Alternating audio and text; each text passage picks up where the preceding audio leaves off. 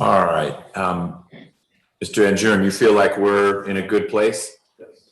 Okay, Yes. great. Mr. Bryant, congratulations on 25 years of service with Fulton County. Today is Service Recognition Day. Bryant has been with us that's a long time. Here at all. You may need to go get checked out. Been here that long. Good for you. That is fantastic. Thank you, Judge. I'm not going to be able to dial into the award ceremony because we'll be here. Right. So I got to catch one of the. Actually, Ms. Nelson was getting recognized today. She hasn't quite reached your pinnacle of like the gold watch. She gets the silver watch today with 15 years service. Yeah, Ms. Nelson. Congratulations. I am honored that 8 of those 15, now over half have been with me. So I'm impressed you're still here, especially given that. All right, let's talk about this morning. One other logistical issue. I have a family situation going on such that I usually don't bring this out to the bench, but I may have to take a break when doctor calls and deal with something, but then I'll be back out here. So I think we'll probably be done before that happens. Oh, and let me do this. I am here. So we've got a final plea calendar of sorts that I think, well, it is all final plea. Sometimes we tuck a few other things on there. Let me ask one logistical question. We've got, I have Mr. Hodges' paperwork. Mr. Thomas is your other client. You faxed something. I've got the fax. It's a lot of paperwork from Northern District. I've got the probation warrant on Mr. Hodges. Are we going to talk about that because you're here today for your other client? Is that why? Because I don't think Mr. Hodges is here. You're on mute, Mr. Thomas. Judge, he was not supposed to be transported. They were going to talk about his case. I forgot to put a note in the calendar. Okay, so when we get to Mr. Hopkins, who is Mr. Thomas's client on our calendar, when we're done talking about Hopkins, we could talk briefly about Hodges. Is that the plan? That's correct. Sounds good. Okay. Well, let's go in the order of the calendar. Unless someone has agreed we're going to do it in a different way. Our first one is Mr. Reynolds. He's present in person, Your Honor. There's Mr. Reynolds. Hello, Mr. Reynolds. Good morning, sir. Mr. Reynolds, we were going to talk about final plea today if we're there structurally. Mr. Franklin, is this the right time to talk about final plea, or do we have other things we need to be working through? No, like in terms of motions or discovery, I don't think there's anything of that nature pending. Okay. Just because of the nature of COVID and him having been on bond and that kind of stuff, we just haven't had a bunch of conversation. And I certainly haven't had any meaningful conversation with Mr. Penn about a resolution since, I would say, almost early summer. Okay. And given the circumstances of most of our announcements, we're going to have new leadership in a couple of weeks in the DA's office. We have no problem going to the trial calendar. We would just ask that final plea rights be reserved, Okay. just in case. I don't expect us to be a plea. I would expect it to be a trial, but I'd rather be safe than sorry. Mr. Pinion, were you able to hear all that? Yes, Your Honor. Great. Our sound system is doing well. So it sounds like moving Mr. Reynolds' case to the trial calendar, but preserving his final plea rights would strike the right balance here. Are you aware of anything, Mr. Pinion, that we need to take care of before we get Mr. Reynolds in here for a trial? No, Your Honor. Is this a case based on your familiarity with it that you think might be in a different posture come January, or based on your understanding, is it going to be a trial no matter which way you slice it? This is a difficult one to predict the future on. Okay. I won't hold you to anything more than that. That says to me that it could be that you and Mr. Franklin end up having some productive pre-trial discussions in the new year. Yes. Okay. And it won't change what I do. We'll get it on a trial calendar and we will work our way towards being able to try it. Of course, Mr. Reynolds is on bond good for him, not necessarily good for his case moving quickly, because it will fall behind on our trial calendars, cases where folks have been in jail awaiting trial, but that's not a reason to hold back on moving the case along. Mr. Reynolds, do you have any procedural questions? We're not talking about the substance of your case today, but you understand what's going on? Yeah, I understand, y'all. Okay. Did you get notice to be here today? Yes, I got it through the mail. Okay, so wherever you've been living is still your address. Yeah, it's still my current address. Okay. If for some reason you need to move, you need to let two people know. One is your lawyer, Mr. Franklin, because he'll serve sort of backup, but you also need to let Ms. Nelson, the court, know so that we can update your address in the system. And that way we'll be able to get you notice. You've got bond. These are pretty serious charges. You don't want to jeopardize the bond on these charges. So it's important we're able to track you down, okay? The next time you get a notice, unless Mr. Franklin is reaching out to you saying, hey, come on down to court because of something, the notice will say, come on in for a trial calendar, okay? That won't be for a little while. Not sure when we're gonna be able to get jurors in here. And as I was explaining, the first set of jurors we get, we're probably gonna be working through cases where people have been in jail for a while, trying to get their trial happening. But if you have any questions, you reach out to Mr. Franklin. You have a way to reach him? I have a person. Okay, great. That's better than me. Mr. Franklin, anything else for Mr. Reynolds? No, sir. Okay, Mr. Pinion? Nothing further. All right, thank you. It's up to Mr. Franklin. I talked to him for court, y'all. Great, you're good to go. Take care, man.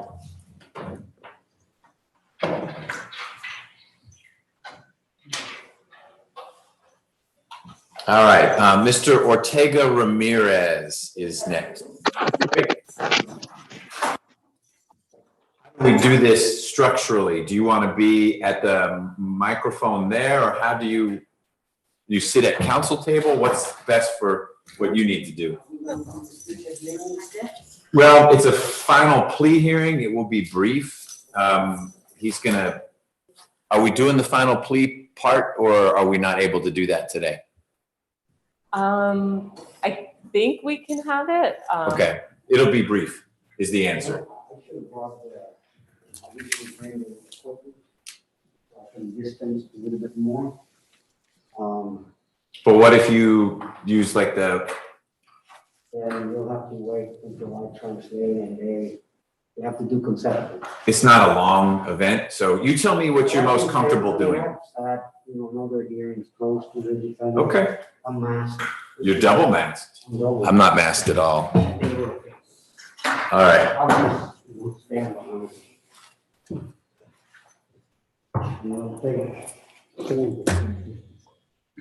Yo soy su hija. Sí, sí, lo recuerdo. Yo estoy en un momento.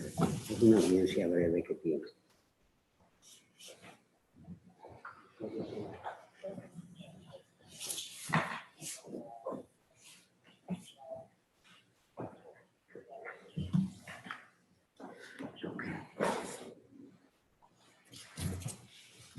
Say something or okay. Más grande que el juez, revise algo. okay. Let's go on the record in position 2. It's 18 SC 159139, State versus Guillermo Ortega Ramirez. Mr. Lares, I'm going to swear you in first. Do you swear or affirm that you will translate to the best of your ability from English to Spanish and Spanish to English? I do, Judge, to the best of my ability. Thank you, sir. Good morning, Senor Ortega. Good morning. Ms. Patel, today is the final plea date for Mr. Ortega. I'm going to hear what the current offer is from the state. Before we do that, are there any procedural matters still outstanding in the case? Your Honor, in terms of discovery, I believe that is complete. There were a couple issues that we discussed at the last court date for the defendant. Namely, our intent was to hire an expert. However, when we spoke to our expert, they indicated that they would not be necessary unless the state hired an expert. That the only point that they would have is to rebut. So on our end, we don't intend to proceed with one unless the state does. The other big issue with this case is just that I believe we will have to meet at some point if this does go to a trial calendar to discuss the logistics, because there are my client, in addition to a couple witnesses, don't speak any English, and I believe that there are also some statements that the state has that are in Spanish that have not been translated. Okay. The expert that you would have retained was an expert in what field? In child psychology. Okay, so this is like an Anique Whitmore type situation, or more truly psychological? It's the evaluation of the mental health of kids. Both. She has extensive experience in forensic child psychology, and so she ultimately will testify about recantation and issues like that, which we do have a victim that has recanted at this point, and so discovery is closed. It's just a matter of how we proceed moving forward. Okay. Ms. Hodge, good morning. Good morning, Your Honor. Were you able to hear Ms. Patel? I was. Great. Do you agree that the case is appropriately ready for us to have the final plea discussion, and then if the case doesn't resolve today, which it sounds like is how it's going to play out, that it should move to a trial calendar? I agree, Your Honor. And the state pre-COVID, the victim is in New York now with her mother. I have not been able to have any face-to-face conversations with her, which was my intention. I was in the process before everything changed of either having her brought down from New York or or me going up to New York to have a face-to-face with her, and that just simply could not happen. So that is where the state is. I will need to have a conversation with her, especially in light of the new statements that she's made, recanting her original statements. And when you say new, of what vintage is the recantation? Well, old, but after the original statements. Sure, that would be the order in which it. Okay. I'm sorry. No, I spoke over you. You keep going. She recanted with a previous ADA on the case. Okay. It's not something that last month you got. It is obviously more recent than the outcry, but it is also old. Correct. Okay. So if Mr. Ortega Ramirez were interested in entering a plea today, what is the state's offer at this point? The state's offer is on the first count of incest, 10 years to serve, which would run concurrent with actually the second count, which would be 25 years to serve, balance of life on probation. The third count of child molestation, 10 years to serve, concurrent with count 2. And the fourth count of sexual battery, 5 years to serve, concurrent with count 2. Okay, so the net effect would be 25 years in custody, which is the mandatory minimum for count 2, followed by a lifetime of parole, of probation. Okay, all right. Mr. Ortega, do you understand that if you entered a guilty plea today, the state would recommend that you serve 25 years in prison? Yes, I understand. That's also the mandatory minimum, the lowest sentence that I could give you if you pled to the charges you face. I am not pleading guilty. Okay, I hear you, El juez está bien. but I need to finish. I like to have a trial. Okay.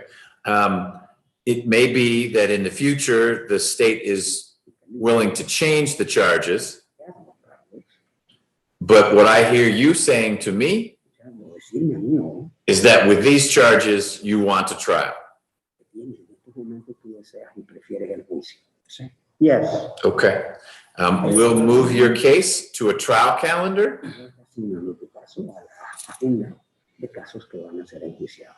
We hope to start jury trials in January.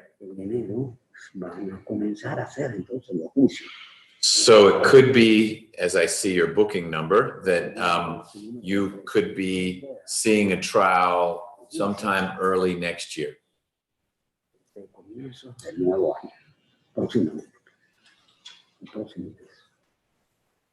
Ms. Patel, anything else in Mr. Ortega's case?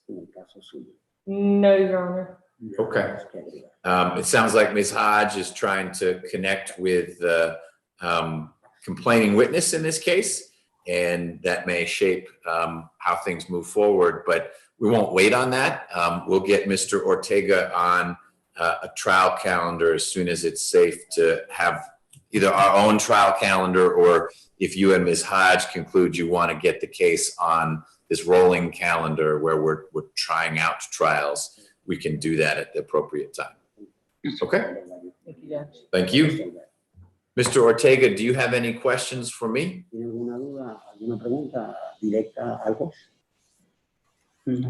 No. Okay. Thank you, sir.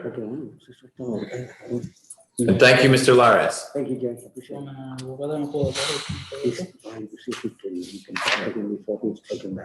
And Your Honor, is there a possibility I could talk to my client briefly in the holding cell or in the room? I don't have an issue with that. Let me figure out who else is, let's have him sit right there for a second. I don't know who all is in custody. Mr. Mitchell is next. He's right there. I see him on the screen. And then there's Mr. Connor. Is Mr. Connor in lockup? No. Okay. Yeah, Mr. Connor's in custody in Douglas County. He's been there since March 6th. And it looks like there's something pending in his case, maybe too. Yeah, I haven't received, well, are we addressing it now? No, I'm just trying to figure out when would be a good time for Ms. Patel to have the conversation, and then where. Mr. Hopkins is right after that, and he has joined us. It's Mr. Thomas's client. And we've got Mr. Dunham. He should be back there. He is. Great. And then Hardiman. He's on bond. He had a link for the other one, and I'm trying to. Okay. We'll We'll touch on give him him a second, see if we can sort that out. And then Mr. Warner. In custody. He's in custody. Okay. Now would be a good time. Now would be a good time. While you're speaking with Mr. Mitchell. I have a couple folks we could deal with there. Mr. Lyles, are you comfortable going back there? Yeah. Okay. Then if you all don't mind that, let's do that, Ms. Patel, and you take this opportunity since Mr. Laris is here and on the clock. Thank you, Judge. You bet. Ms. Hodge, are you handling the Mitchell case? It says Ms. Winfrey, but that may be old news. That's old news. I'm handling it now, Your Honor. Okay. Well, let's shift to that case, Mr. Franklin. Mr. Mitchell, can you hear us? Whoops. He texted me a few moments ago and said he couldn't hear. I was telling him to connect to audio, so it looks like he's Let's see trying. what happens.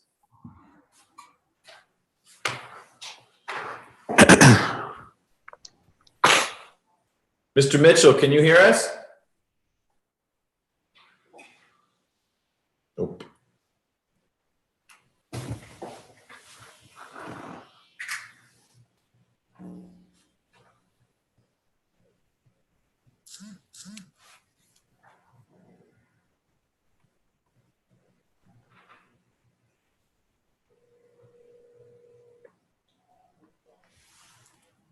Hello?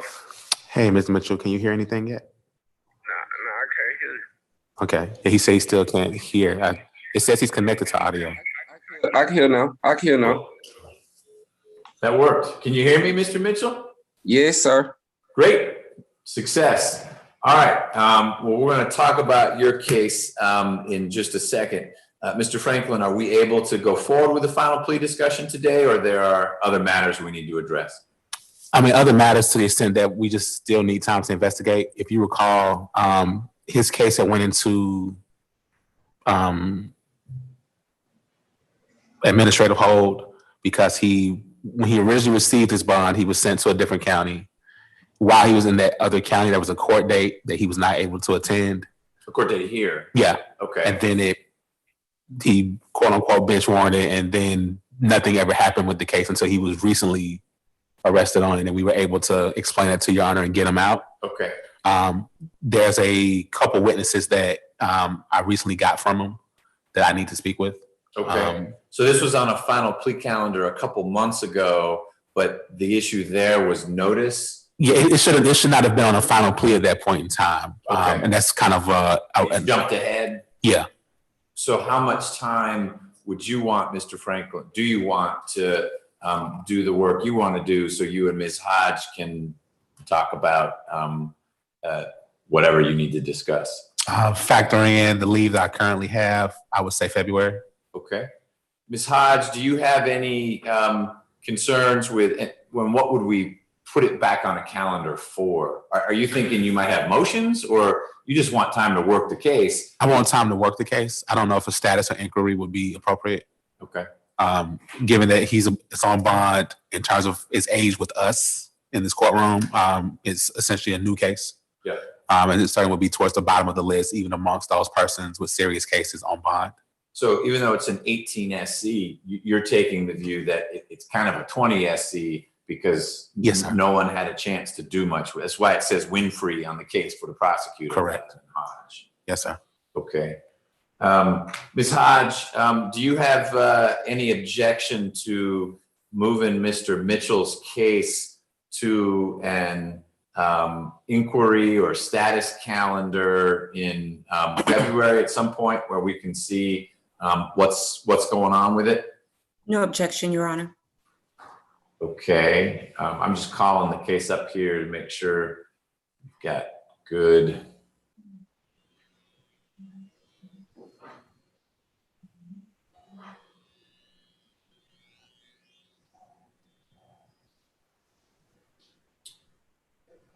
So I don't think there was ever a scheduling order in this case. I don't think that Judge Reeder did those kinds of things. So I actually believe that he might have been the very first court date that Judge Reeder ever had. So certainly whatever we thought we would have had in place at that time wouldn't have been anything that was in place later on. So Ms. Nelson is asking wisely, maybe we should enter a scheduling order so that you've got a motions deadline, things like that. We'll still do some event in February to get folks together. But that way, at least, we're not just tacking events onto a flow of events that didn't really have structure before. That makes sense. So why don't we do that, Ms. Nelson? We'll do a scheduling order that will set a motions deadline for Mr. Franklin and for the state. But let's have that motions deadline be mid-January, since Mr. Franklin is not going to be around a bunch in the office in the near term. And then if we could get the case put on a status calendar in mid-February, that would be great.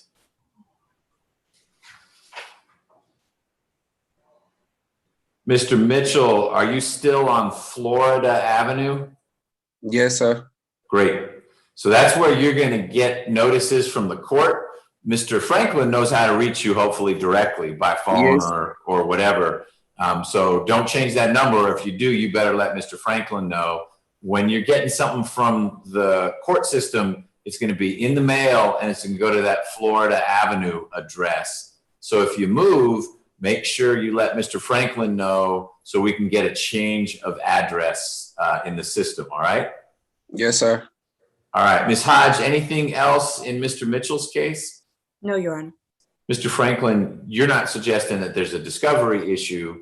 In fact, you may end up with discovery for the state because you've received some information from your client that you want to explore to see where that takes you. Yes, sir, that's correct. All right. Ms. Nelson, anything else in Mr. Mitchell's case we need to cover? No, sir. All right. So, Mr. Mitchell, we'll see you maybe in this format remotely in February. It may be that Mr. Franklin tells you don't even need to dial in because I'm just getting an update from the lawyers. But if you have any questions about what's going on, you reach out to Mr. Franklin, okay? Yes, sir. All right. Be safe. All right. All right. That gets us to Mr. Connor. And Mr. Franklin, you're saying Mr. Connor is in Douglas County. Yes, sir. Is he there on charges like these or? Same type of charges, same accusers. Same alleged victim? Yeah. Okay. But different case? Yes. Okay. Or at least locations. Locations of the allegations are different. I haven't read the Douglas County case. I'm just aware of the nature. Are the allegations more recent or older, if you know? I'm not positive. I do recall, I believe it was Kelsey Connor, the assistant district attorney who preceded Ms. Marshall in her CWAC assignment to this docket. She had some conversations with the DAs in Douglas. They were further along and closer to trial than we were. Okay. And essentially what that amounted to was I requested and Judge Reader granted, I believe, a signature bond to the hold. He had a hold from Douglas. Okay. Such that whenever Douglas is done with him, he will be returned to Fulton County. But they were closer to being able to have a trial for Mr. Connor because Mr. Connor was one of the cases that was transferred to Judge Reader because of the caseload issues with Judge Campbell and Judge Cox. Yeah, here's the bond entered about a year ago. Next week, it'll be a year. SOB hold to Douglas County. So he's there.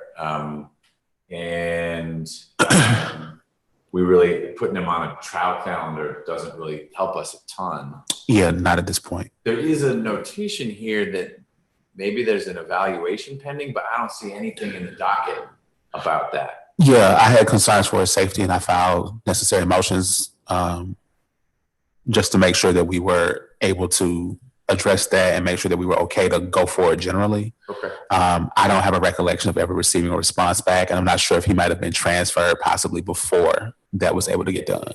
Yeah. Okay. I don't want that to hold us up, but there's really nothing we can do about it right now while he's in Douglas. So I guess Ms. Hodge, if you could check with your counterparts in Douglas County to see what their forecast is for Mr. Connor there. That may, the way that plays out might influence what happens here, especially if it's the same outcry witness. So if you could see what you can learn from Douglas County and let Mr. Franklin and Ms. Nelson know. We don't need to have Mr. Connor's case popping up here again and again, but we also don't want to forget about him. If we need to get him back from Douglas County, we can always do that. I don't know that that would be real productive at this point, given that he has, it sounds like, very similar charges there. We don't. The lawyers can decide where he's going to go to trial first, whether that's here or there. I'm indifferent. Can you try to get us an update? Yes, Your Honor. And maybe we put the matter on an inquiry calendar early next year, not requiring his appearance. So Ms. Nelson can make a notation. He's in Douglas County. Ms. Nelson, do you have any concern about the way this bond is working? That if Douglas County said, we're dropping our case, would Mr. Connor come back here? Or it's one of those, sometimes it works that way and sometimes it doesn't? Well, I have to look and see if he has a hold, Judge, because otherwise he would be released to the street because it was an SOB to the Douglas County. So, well, I recall there being a note on the jail screen about he would come back here. And the mechanism that was used, Shari Grant, it's a major case. We did something similar in Judge Rita's courtroom. And so we just mimicked the order in that. So she was sent to Gwinnett to deal with the probation matter. Okay. And she was subsequently returned to Fulton, Where she is. where she is. We'll talk about that later this month. What? Okay. Well, Ms. Nelson, your project, if you don't mind, is to just check on Mr. Connor. And I'm looking at the bond. It says SOB/hold Douglas County. So if you could check with the sheriff, or you have special screens you can look at, see if they suggest to you, indicate to you that there is a hold for Mr. Connor. Then we'll hear from Ms. Hodge as to what's going on in Douglas. And we'll just maybe put Connor on an inquiry calendar late January, early February, just to see, again, what's happening with the other jurisdiction. Had you done much, Mr. Franklin, in terms of investigating the case, getting it trial ready, or he basically went off to Douglas? And I can understand why you put the brakes on once he's. No, I talked to him several times. Yeah. It wasn't. I was still deciding whether I wanted to try to enlist an expert, that kind of thing, but Okay. It's not anything huge in discovery that I noticed was missing, that kind of stuff. Okay. But it's also not trial ready. Correct. Got it. So we'll do inquiry in late Jan, early Feb, whatever Ms. Nelson is able to arrange, and we'll go from there. So we'll look for an update from you, Ms. Hodge, in the next week or so, just what you've heard from Douglas, and then we'll reconvene on this case in a couple months. Yes, Your Honor. All right. Anything else, Ms. Hodge, in Mr. Connor's case? No. Mr. Franklin? No, sir. All right. Let me sign one thing, and then we will turn to Mr. Hopkins's case.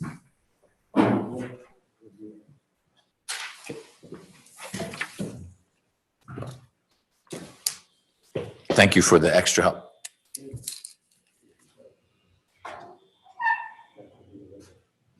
You can fill out the hours. What time is it? 10:12. Call it 10:15.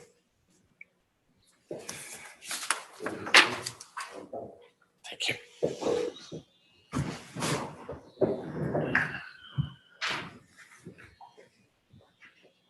Okay, Mr. Thomas, thanks for your patience. We're going to turn to Mr. Hopkins now. Mr. Hopkins, can you turn? There he is. Good morning, sir. Good morning. Sorry about the confusion. I think we had you on a different link initially. We had to switch it up for technical reasons, but thank you for joining us. Good morning, Ms. Hall. Good morning, Your Honor. How are you doing today? I am good. How are you? I'm all right. So this is a final plea date. Mr. Thomas, anything we need to cover other than the final plea? You good with discovery? No, Your Honor, we're not really at that stage where we should be on the final plea calendar. You may recall back before the pandemic kind of wiped us out and how we do work around in the practice of law. We were having some issues with Wells Fargo about getting some exonerative evidence on behalf of Mr. Hopkins. You asked that I send that information to you and that you would assist us in it. Back on March the 30th, I sent you a letter with the audio tape of Mr. Hopkins, who has been very, very diligent in trying to help his own cause, where he recorded the Wells Fargo people, letting him know that yes, there is audio, video, but we can't give it to you. There was a bunch of bureaucratic issues about giving us the information. And reason being is this, as I outlined in my letter to you back on March 30th, he made an ATM transaction over on Moreland Avenue at 351. And we know that from all the discussions with Wells Fargo. And the shooting, the 911 call shooting happened at 416. And there would be no way, this is a former girlfriend, they were having a lot of issues and all. There will be no way he could come from that location and be the shooter at 416, not in Atlanta. And so we were trying to get that audio and video from Wells Fargo. We've submitted orders to them, the whole works, and we've had a lot of issues. And I sent you a letter back on March 30th, along with a transcript of the conversation with Mr. Hodges and the Wells Fargo people, acknowledging all of what I'm telling you. But we still haven't been able to get that information from them. And we need that. Okay, so I'm remembering this. Thank you for refreshing my recollection. What is it you think I'm able to do that you or Mr. Hopkins are unable to do? Well, you suggested that maybe that you would intervene and get an additional order and some sort of, I don't know if it's going to be a contempt order or what's going to have to happen to make Wells Fargo, maybe the state, you might can get the state to do it, to get us the audio video of the ATM transaction. Because if in fact that is him, according to his own bank records, standing there at ATM at 351 on Moreland Avenue, that is a game changer in this case. And you think that Wells Fargo would still have that because they set it aside, or I guess, because now I'm remembering the exchange we had when we were talking about it, which was back then closer in time to the alleged incident. We were still very far in time from the alleged incident. And you know from your experience, entities don't retain data all that long if they don't need to. It's expensive, it exposes them to inquiries like this, et cetera. So I guess what I need to do is review what you provided me. I still have it. And it may be that we figure out if there is a way that I can assist, but we all need to be prepared for the reality that March was too late and now may be too late also. Well, I think they had it in March because I think he recorded the conversation around that time period. He certainly recorded that conversation between December 30th of 2019, which was my last correspondence to Judge Rita about some of the issues, in March of 2020. So they had it in the early part of 2020. I would assume and hope that they will still have that. And of course, we live in a very technological society. I think there's a way. And, you know, I'll tell you something, Judge, and I got taught a real good lesson down in Gwinnett County about a year ago in a trial, that when you think something is deleted from electronic devices, the GBI can tell you, no, it's not. Right. We have going back and getting it over years. So it's there. We just have to have some judicial help in getting it. Okay. Ms. Hall, what's going on from the state's end? Your Honor, the state is prepared for trial if the defendant doesn't want to take our offer. I've talked to the victim in this case. The ATM that is in dispute, I guess, as to whether he was there or not, is 13 minutes from my victim's house. So it's not quite impossible for him to get there. And then another thing was that my victim saw him with her own eyes. So, I mean, the state's ready to proceed however the court wants to proceed. Got it. And this is not a stranger on stranger allegation. It is not. Okay. It's just that there's a bunch of domestic, you got an alleged victim that's much older than him. She alleged that he was the one that did not want to let go of the relationship. And this is one of the cases I provide the state with a lot of my own discovery. Letters of hers basically showing no, she did not want to let go of the relationship. She wanted to have a child by him. And a lot of the things that she wrote was very, very vindictive, showing that this may have been something that she made up herself. Okay, well, we're not trying the case right now, and I want to make sure we balance Mr. Hopkins's rights and as well as Ms. Thompson's right as a victim in this situation. It sounds like there was a shooting, Yeah, there was. so it's not like nothing happened unless there's no physical evidence at all. But you know, there's criminal damage to property, so someone shot. It sounds like what the jury would be working through, or the fact finder would be, who did it? Was it Mr. Hopkins, or was it someone else? Or was it her? Okay, but that's someone else. Yes, yes. So what I will do is try to get my hands on what you sent, Mr. Thomas, and see if there's a way that I can assist in dislodging that. What I'll also do is move this case to a trial calendar, but I will preserve Mr. Hopkins's final plea rights. We don't need to get back together again to do that. Mr. Hopkins is on bond, so this is not a case that's going to jump to the top of any trial calendar, but it needs to get there. The state's ready, and it sounds like, Mr. Thomas, apart from the Wells Fargo information, you've got what you need. You've been pushing information to Ms. Hall, so you've gotten your client ready to go.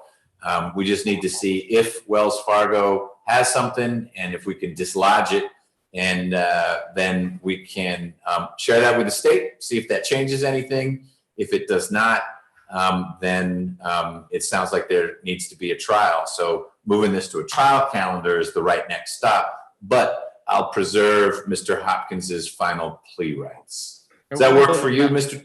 Thomas? One other matter too, Your Honor, that we filed a motion last week to ask the court to modify his bond. He's on an ankle monitor. He's lost the job that he had at the time of the arrest.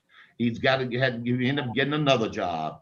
I mean, the financial aspect of the ankle monitoring cost has been killing him. He's been very, very compliant the whole time he's been on bond, and he was asking that the ankle monitor be removed and all from him because the financial cost it's kind of heavy. Mr. Hopkins, have you been wearing the ankle monitor since April of 2019? Yes. Wow.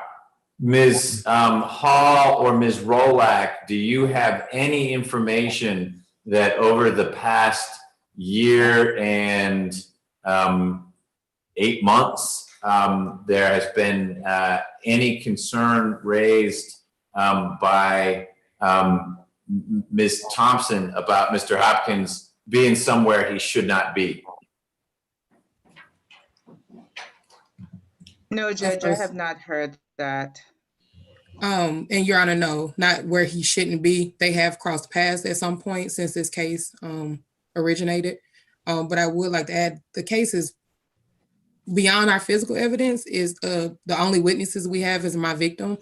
And the defendant knows where she lives. And it is our contention that he shot at her car and shot inside of her house while she was in there. So I would strongly object to an ankle monitor being removed, because he can, of course, contact her without any type of documentation or any proof and just say it wasn't him or he was at an ATM somewhere around the corner. Okay. Ms. Rolak had more to add, Your Honor. Ms. Rolak? She also is watching on the YouTube live feed, and she wanted to let you know that the ankle monitor is what makes her feel safe.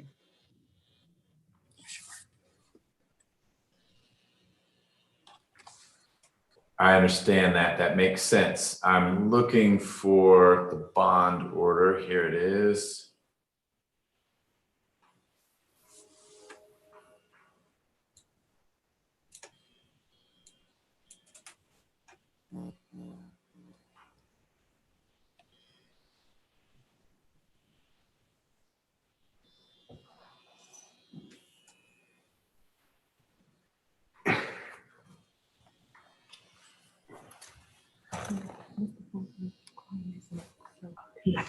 Mr. Hopkins, are you working now?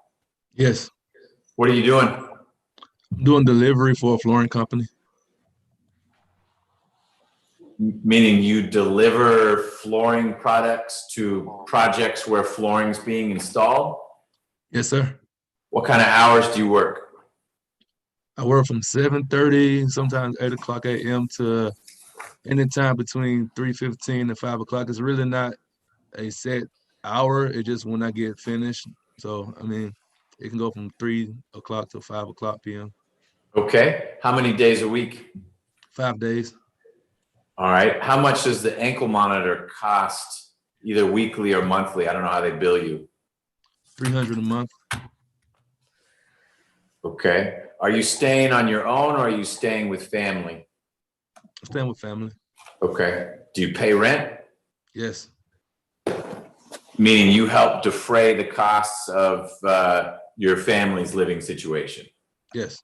Okay, got it. How long have you had the job with the flooring company? I'm gonna say 5 or 6 months, maybe.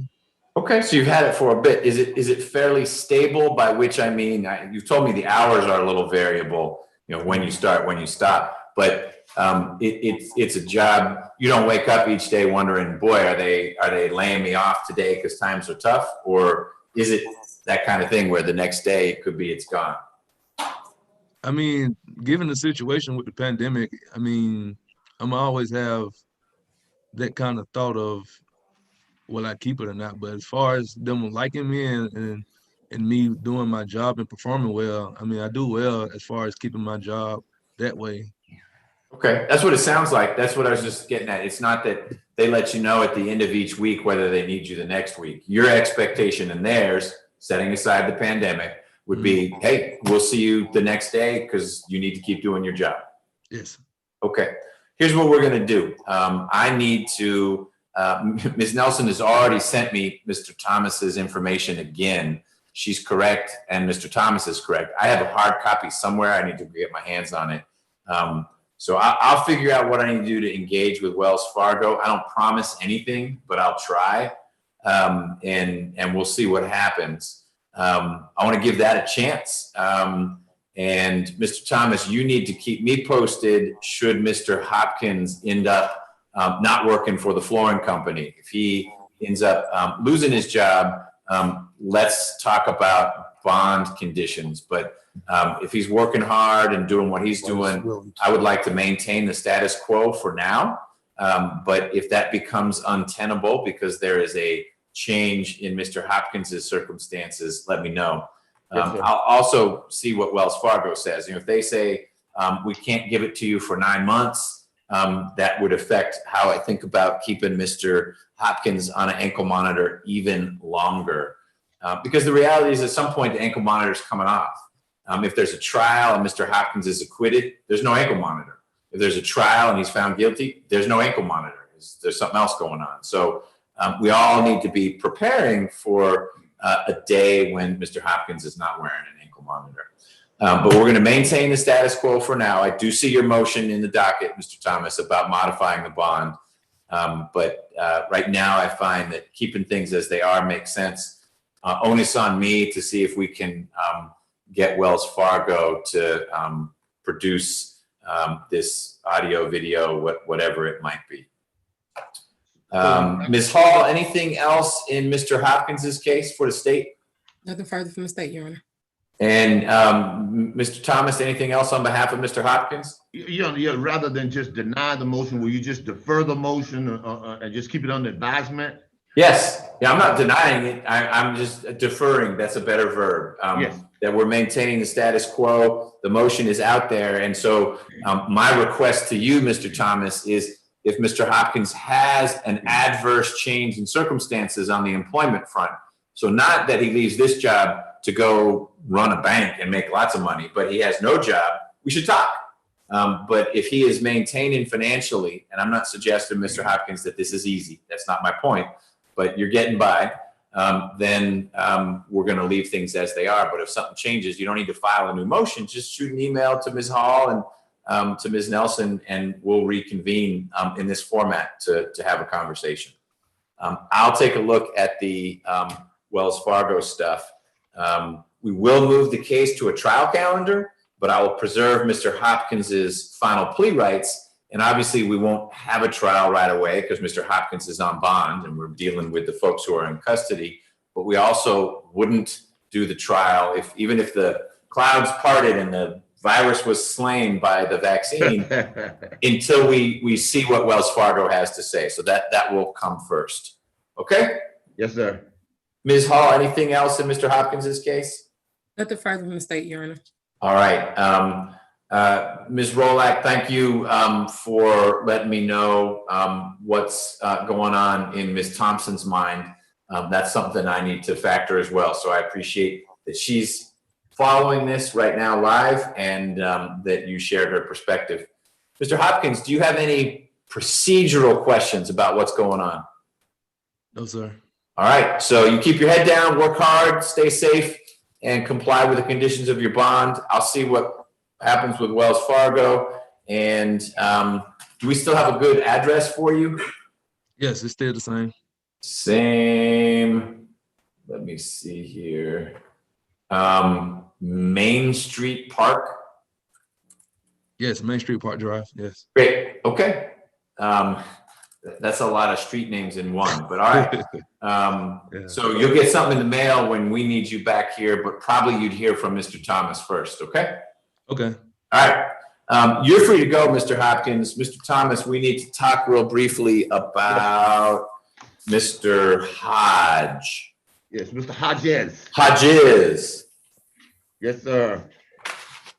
So let me look up his case. Boy, that's an old one.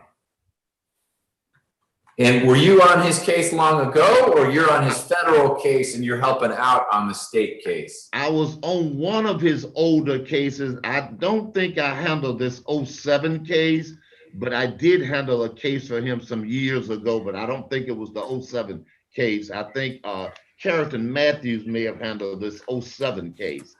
And your office did check with the probation office, and we were told there's about 2 years and a few months left on probation, although he thinks maybe not that much, because during that time, he also served some federal time, which is the issue he has with Judge Story.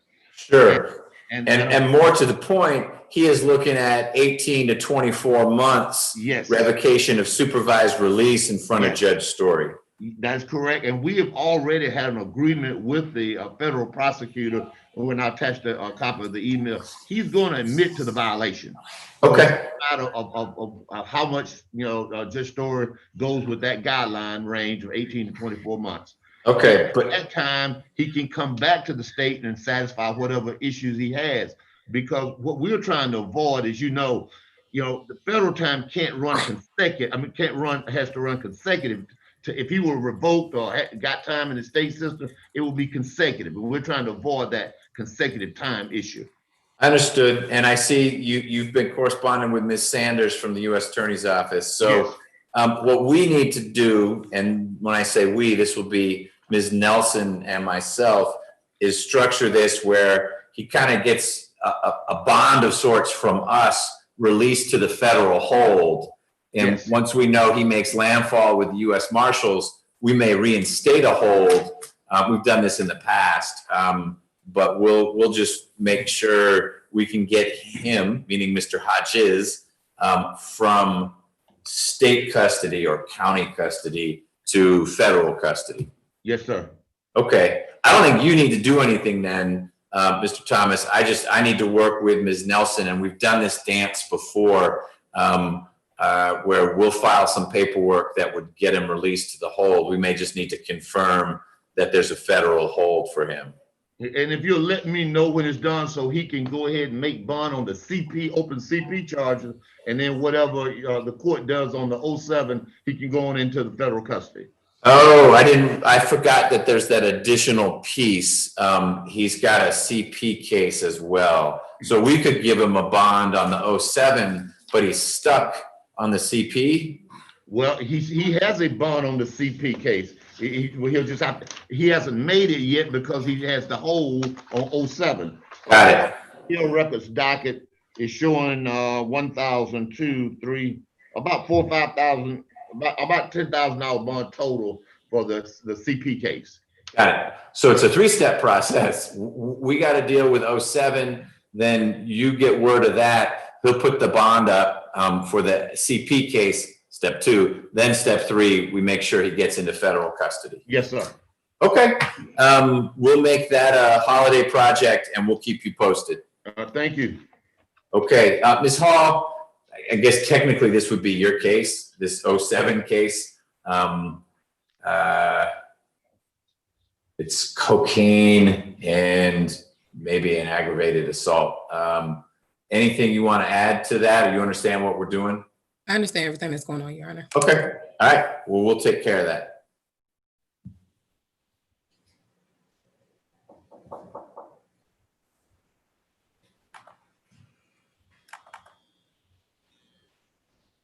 All right, and we'll keep you posted, Mr. Thomas, so that you can let your client know about when he needs to put up the CP bond. Yes, sir. Thank you much. You're welcome.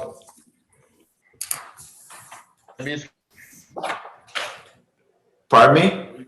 May I be excused from you? Yes, sir. Stay safe. Thank you. So I think we're on to Mr. Dunham. We have a negotiated plea. Okay. It would take some time. Can we make our announcement on Mr. Hardiman? Sure. Why don't we clear out the other two cases, because we've got Mr. Katz on the call as well, and that'll be quick with Mr. Pinion. So why don't we do Mr. Hardiman? And you are here for what case, sir? Also, Mr. John, Your Honor, Judge, I'm representing him in 173196. That's the more recent of his three cases. And I think what we come to today is a global resolution. Okay. We're going to proceed. Well, the court will get to hear the details. But you've talked with Mr. Franklin, so this is a Cowan Franklin production. It is, Judge. Okay. It's the second act. Okay. Judge, if I could, while the court. That's Mr. Dunham. We don't need Mr. Dunham quite yet. Sorry.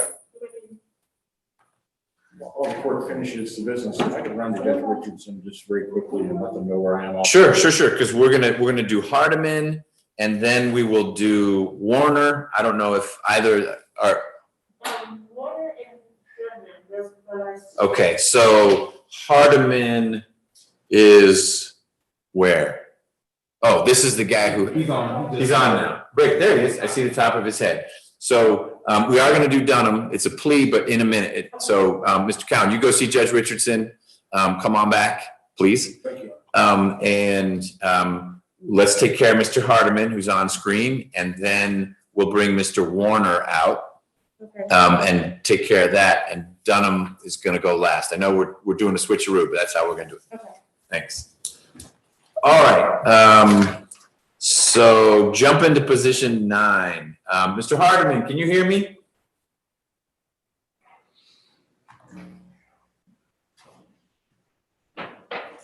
One second. Okay.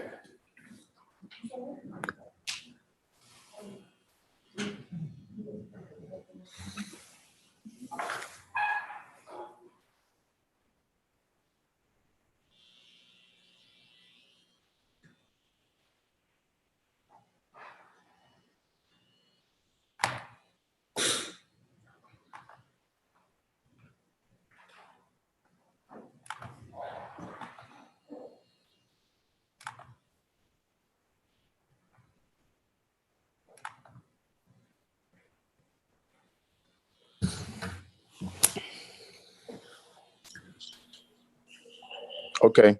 Hey, how you doing, guy? Doing okay. How are you? I'm doing fine. Mr. Franklin, are we able to have the final plea conversation today, or are there other things we need to sort through? The things that need to be sorted through, I am still working my way through some video. There were about 48 videos that were served on some discovery a while back. 48? What? 48 clips, I should say. Okay. Now, some of them are like 5 minutes long, some of them are like an hour. What are the circumstances of the case where there'd be that much video? It's body cam stuff. Okay. Different officers? Yeah, different incidences, different, I think there's the point in time he was arrested. There's a discussion with the person who is the complaining witness who purportedly identified Mr. Hardiman. And additionally, just because of other scheduling stuff, I've not yet made contact with the alibi witness. So we would ask for a reset on final plea. So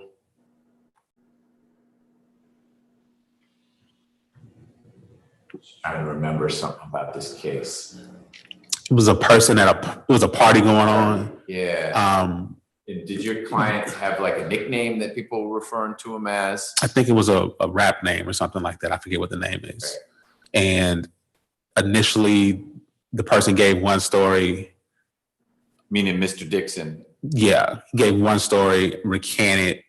I think originally he said that he was like dropped a wallet outside of a car or something, and then later he said that no, this person actually took the stuff from me. Okay. And we believe that my client was at overnight birthday situation elsewhere. That's the alibi piece. Yeah. Okay, I don't see a notice of alibi yet.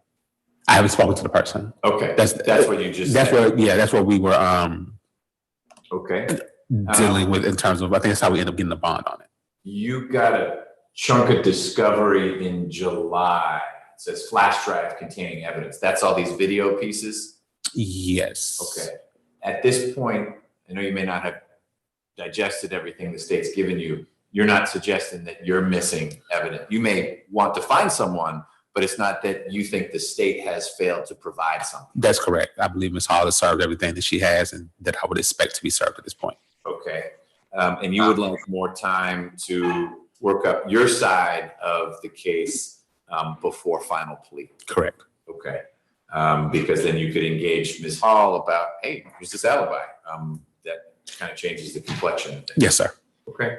Ms. Hall, do you have any concerns with bumping this case to one more final plea to give Mr. Franklin a little more time to work with his client on getting the case ready for a final plea? No, Your Honor, I don't have any objections. We spoke about the case and the issues. It gives me time to talk more with my victim, so I'm fine with it. Okay. What's a reasonable February is sort of how we handled the other one? February was going to be what I said. Yeah. Okay, but put it on for final plea, not for inquiry. Correct. If you haven't found this person by then, it's sort of like the state not being able to find someone. And, understood. okay. All right. Mr. Hardiman, have you followed what we've been talking about? Yes, sir. We're gonna, today, in theory, I was gonna hear from the state what their offer was. And then you and Mr. Franklin were gonna tell me, yeah, we're gonna try to work it out today, or no, thank you, I'd rather go to trial. We're gonna defer that discussion until February to give you and Mr. Franklin a little more time to work together. Sounds like there is a witness who might be important to you, and you need to help Mr. Franklin find that witness. That will enable Mr. Franklin to have some more conversations with Ms. Hall, the prosecutor. You're out on bond. You need to continue to comply with the conditions of the bond in your case. The most important one is that you have no contact with Mr. Dixon. The second most important one is that you continue to reside with your mom on Guinness Road. Is that where you're staying? Yes, sir. Okay. If you need to move for some reason, because your mom needs to move or your mom has gotten sick and tired of you, and you've come up with a safe address that you think would work, you need to clear that with pretrial supervision. So there is a way for you to live somewhere else that is safe and that makes sense, but you need to get the green light before you go there, okay? Yes, sir. I understand. Are you working? No, sir. I'm actually looking for a job. Okay. Well, I hope that works out for you. Mr. Franklin, anything else in Mr. Hardiman's case? No, sir. Ms. Hall? Nothing further from the state, Your Honor. All right, so we'll further notice this to a final plea calendar in February and see where we get with that. All right, thank you, everyone. Next up is Mr. Warner. Morning, Judge. Good morning, Mr. Katz. How are you? I'm well. So I'm curious, Mr. Pinion, what's on the ceiling there? On the ceiling. Yeah, so there's a fan and then there's this weird like wire thing. What is that? Oh, that's I sell things on eBay, and that's some of my inventory. Okay, we won't go any further than that. You have your own private life. There was this strange thing on the ceiling that looked like you were trying to prevent government signals from getting into your room, but you're the government. I figured you'd be okay with that. I don't know what you see. That may be just a vent. No. Maybe did you move from a different room? Because for a long time, your phone has been showing a ceiling fan and then this weird, it looked like these coils on the ceiling. Maybe you were in a different room. Yeah. No. Okay. Well, we're glad to have you back. I don't know what was going on in that other room. We've got Mr. Warner here. Good morning, Mr. Warner. Good morning. Your lawyer, Mr. Katz, is on the screen in front of you. Do you see him? Yes, sir. and we're going to talk a little bit about what's the next step in your case. There was a scheduling order entered in your case. There was a deadline if there were going to be any motions, like a motion to suppress, if you had given a statement to the police or something like that. That deadline is passed. So we are now here to see if the state is offering you anything other than life, which is what you'd get if you pled to the indictment. If that's their offer, my guess is that's not what you're interested in doing, and we need to get you on a trial calendar. But we're going to bring that to a point today, okay? Yes, sir. Now, I need to get one thing on the record. Just one second, Mr. Katz. I need to get what's going on the record now, please. So we're here on position 10, which is 20 SC 175773.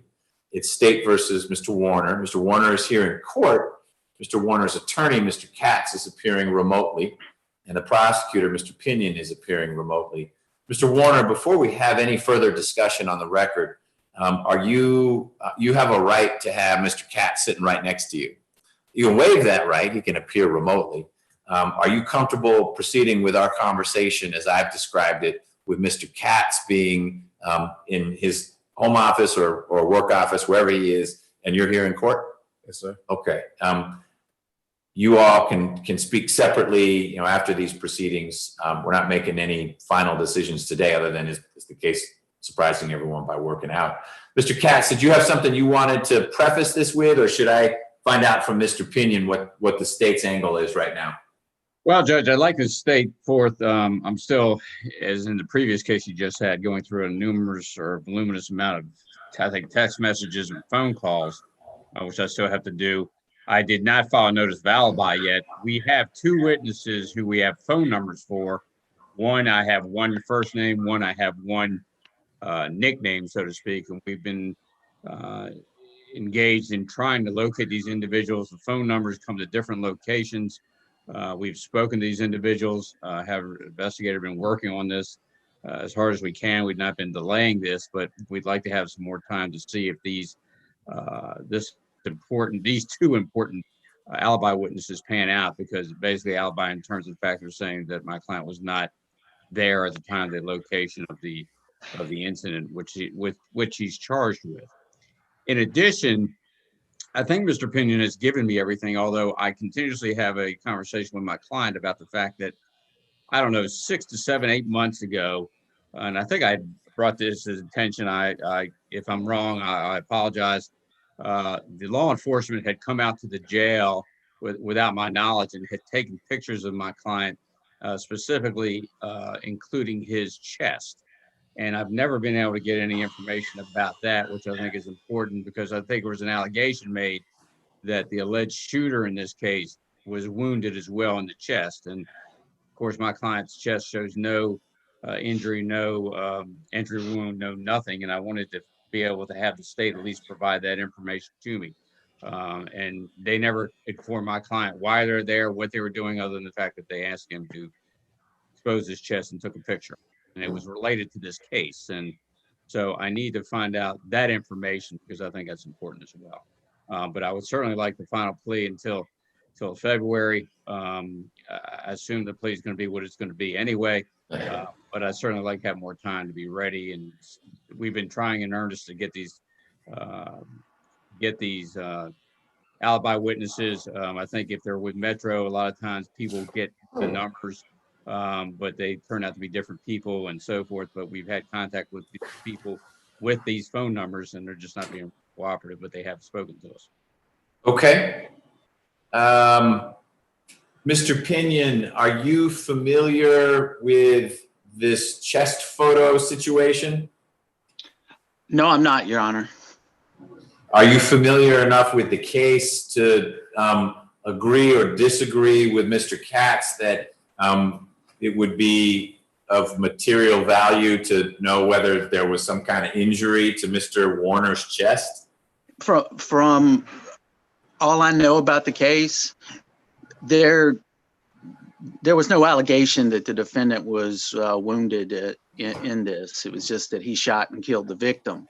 Now, I know that part of the discovery in this case involved the renting of an Airbnb, and there being a party, and there's social media pictures that we have that showed this defendant and some other known gang members with a lot of weapons. And that may be the police. I don't know if he has tattoos. I've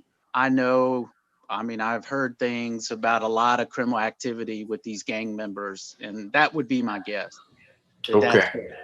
Judge, he's not charged with any gang activity in this case, but if it's in any way, I would at least ask Mr. Pinion to at least find out why or what they were there or what it was taken for. My understanding was related to this case. I could be wrong. Okay. No, it's a fair request. I just was trying to understand if it sounds like from Mr. Pinion's understanding of the case, and I'm not holding him to it. It may be you're exactly right, Mr. Katz, but Mr. Pinion's understanding is a little different in that he, on behalf of the state, would not be arguing, and here's how we know this is the shooter because he's got this chest injury. That doesn't sound like that's going to be the state's argument. It also sounds like your client does not have a chest injury. So that would be a problem for the state if that's what they argued. That said, if they took photos of your client in connection with this investigation, seems like you're entitled to them. So Mr. Pinion, please do check with the lead investigator to see, is this something that happened under his or her watch? It could have been a different case. I don't know if Mr. Warner has other cases rattling around in the system. Yeah, this is the only case we have, Judge. Okay. I know Your Honor, I know this may be the only case that we have, but I do know from a conversation with the gang unit that he and the other people he's pictured with are well known to them. And that's why I think that it may be something involved with a multitude of other things. Okay. But I would check with the investigator to see if that had anything to do with this case. I got it. So it could well be that Atlanta police came in and took these photos, but they could be for reasons unrelated to this case and unrelated to any pending charges against Mr. Warner. That's what I want to be. Yeah, I just want to be clear, Judge, and just, I got to check all boxes and cross T's and dot I's. Yep. So Mr. Katz, what I'm going to do is something slightly different from what you heard me do with a couple of the other defendants, but similar to some of them. I'm going to move Mr. Warner's case to a trial calendar.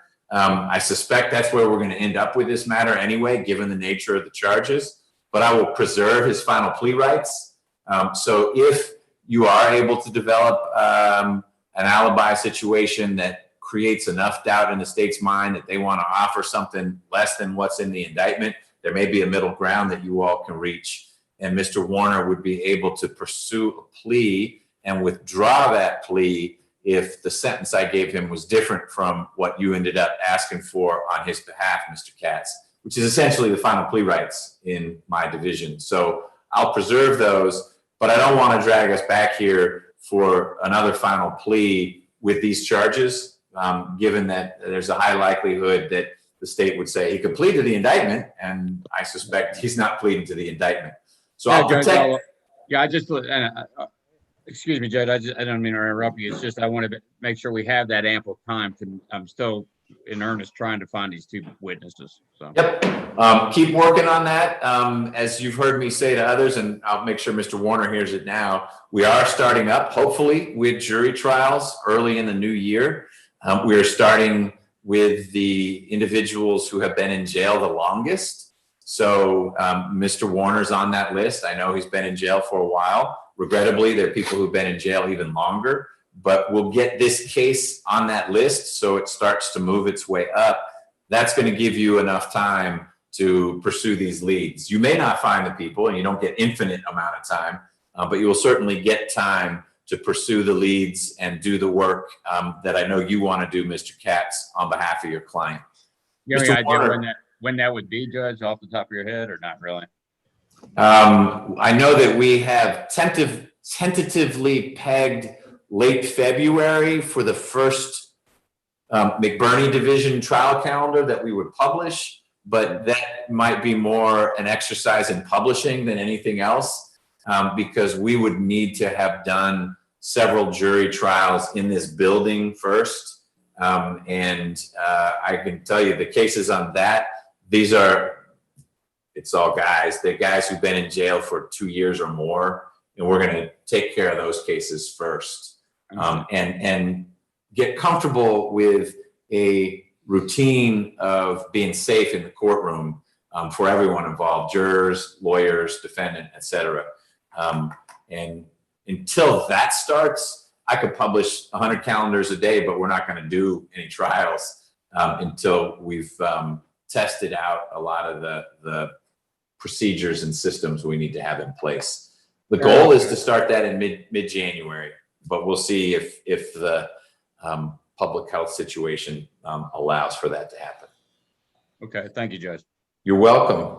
Mr. Warner, we've talked a lot about you and your case. Do you have any questions about what you've heard? No, sir. Okay. He has no questions. Mr. Katz, I'm sure you'll be in touch with him. Mr. Pinion, anything else for the state? No, Your Honor. I will say I figured out what you saw. That is a teeter-totter. It looked like it was on my ceiling. That is in fact it. So one of the things you sell on eBay is teeter-totters. No, that's what I use when sitting all day. My back hurts. Okay. But no, I sell stamps and collections of stocks, old stock stuff. And all right. Collectibles. Well, there's today's fun fact about Brett Pinion. Yeah. He's a philatelist. All right. Well, thank you, Mr. Katz, for dialing in, and Mr. Warner for being here. And like I said, we'll get this on a trial calendar, but that will be far enough out that you're going to have the time to do what you need to do, Mr. Katz. Yes, sir. If Mr. Pena just reach out to me and let me know what he finds out about that one issue. I'm sure he will. Thank you, All Judge. right. Maybe excuse? Yep. Thank you. Thank you, Mr. Pena. Thank you. All right. We're going to take a quick pause. Ms. Hodge, I notice you're still on. You have one of Mr. Dunham's cases. So we need all of you.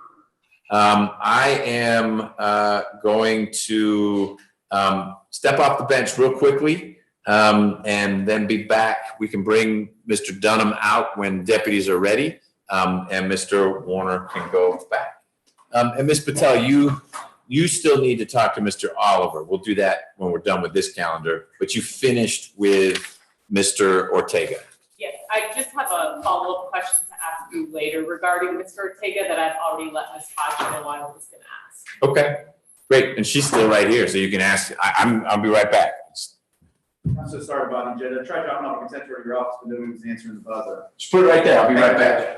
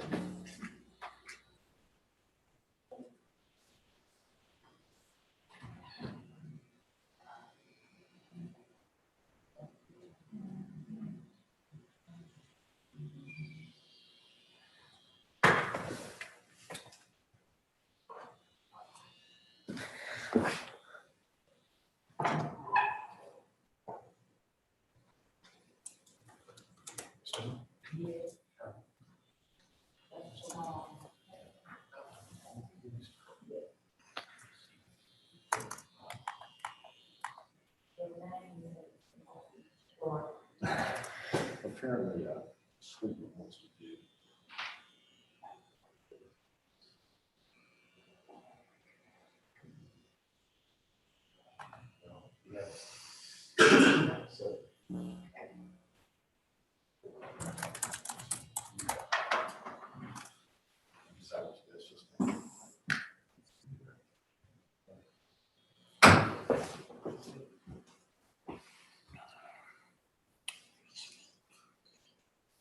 Oh, consent order.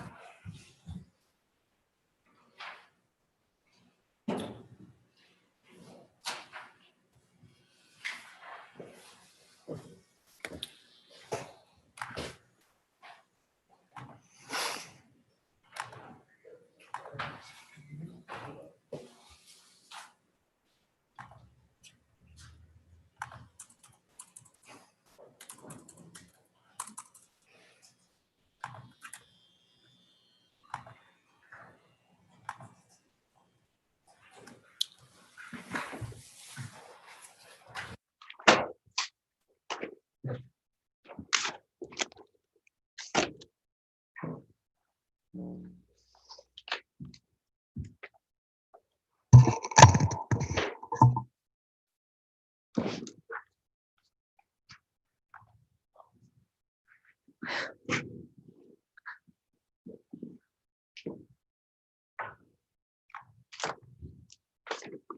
you, Your Honor. You bet. Happy holidays. You know what? I'll file it because they don't like it when third parties try to file orders. Okay. So I'll take it from there. Early happy holiday for you. I'll take care of filing it.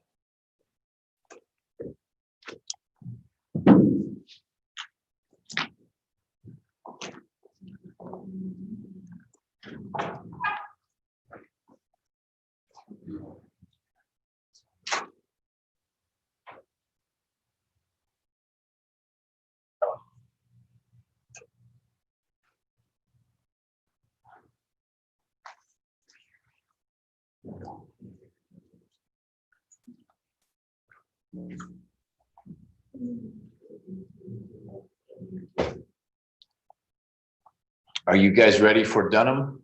Yes, sir. Great.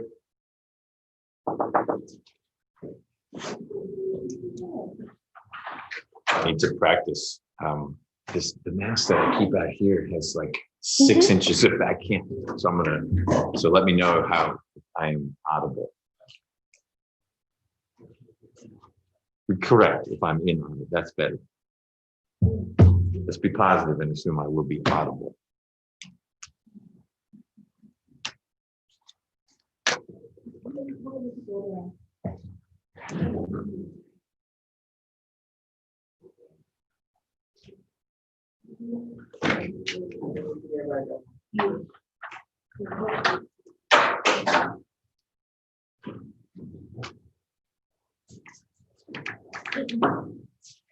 You don't want to do that.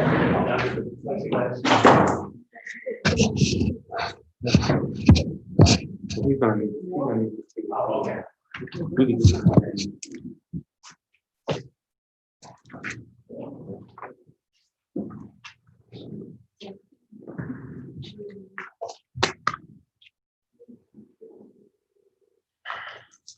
Okay. Support one, please.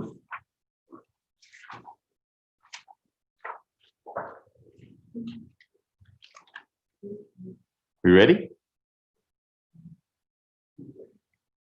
Get all your gear in.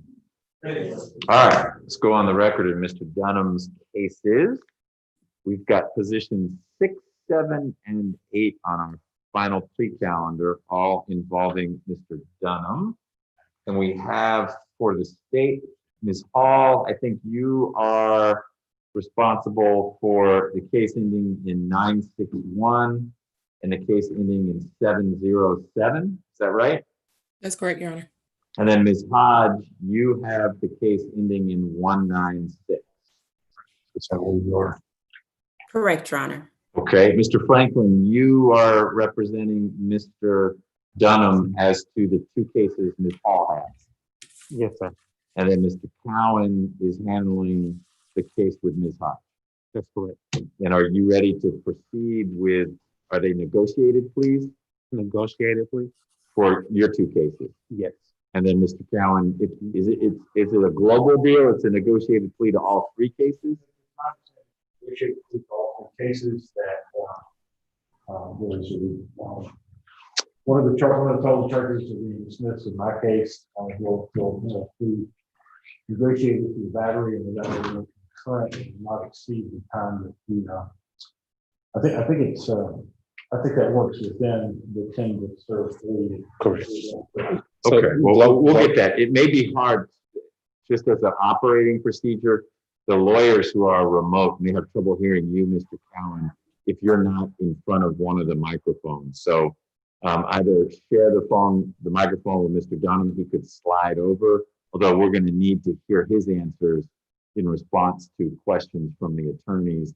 So I think you and Mr. Franklin can share the podium. Okay.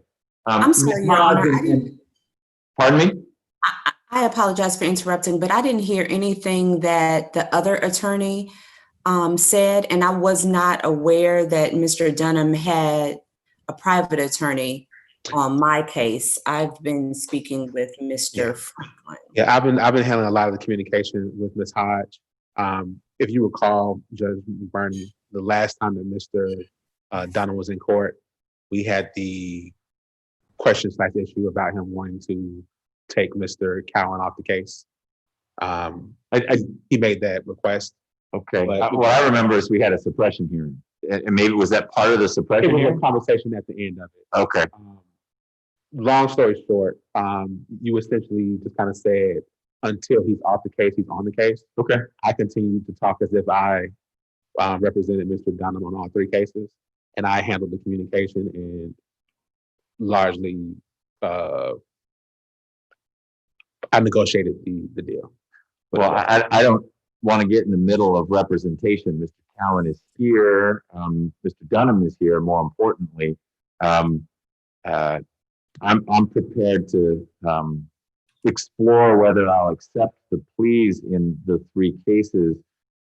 Do the 3 of you, Mr. Franklin, Mr. Cowan, and Mr. Dunham, need to have a quick conversation about how we're going to do this? Or I spoke to Mr. Dunham about the global resolution as to all 3 cases. Mr. Cowan and I spoke yesterday and this morning, just keeping him abreast of kind of where we Sure.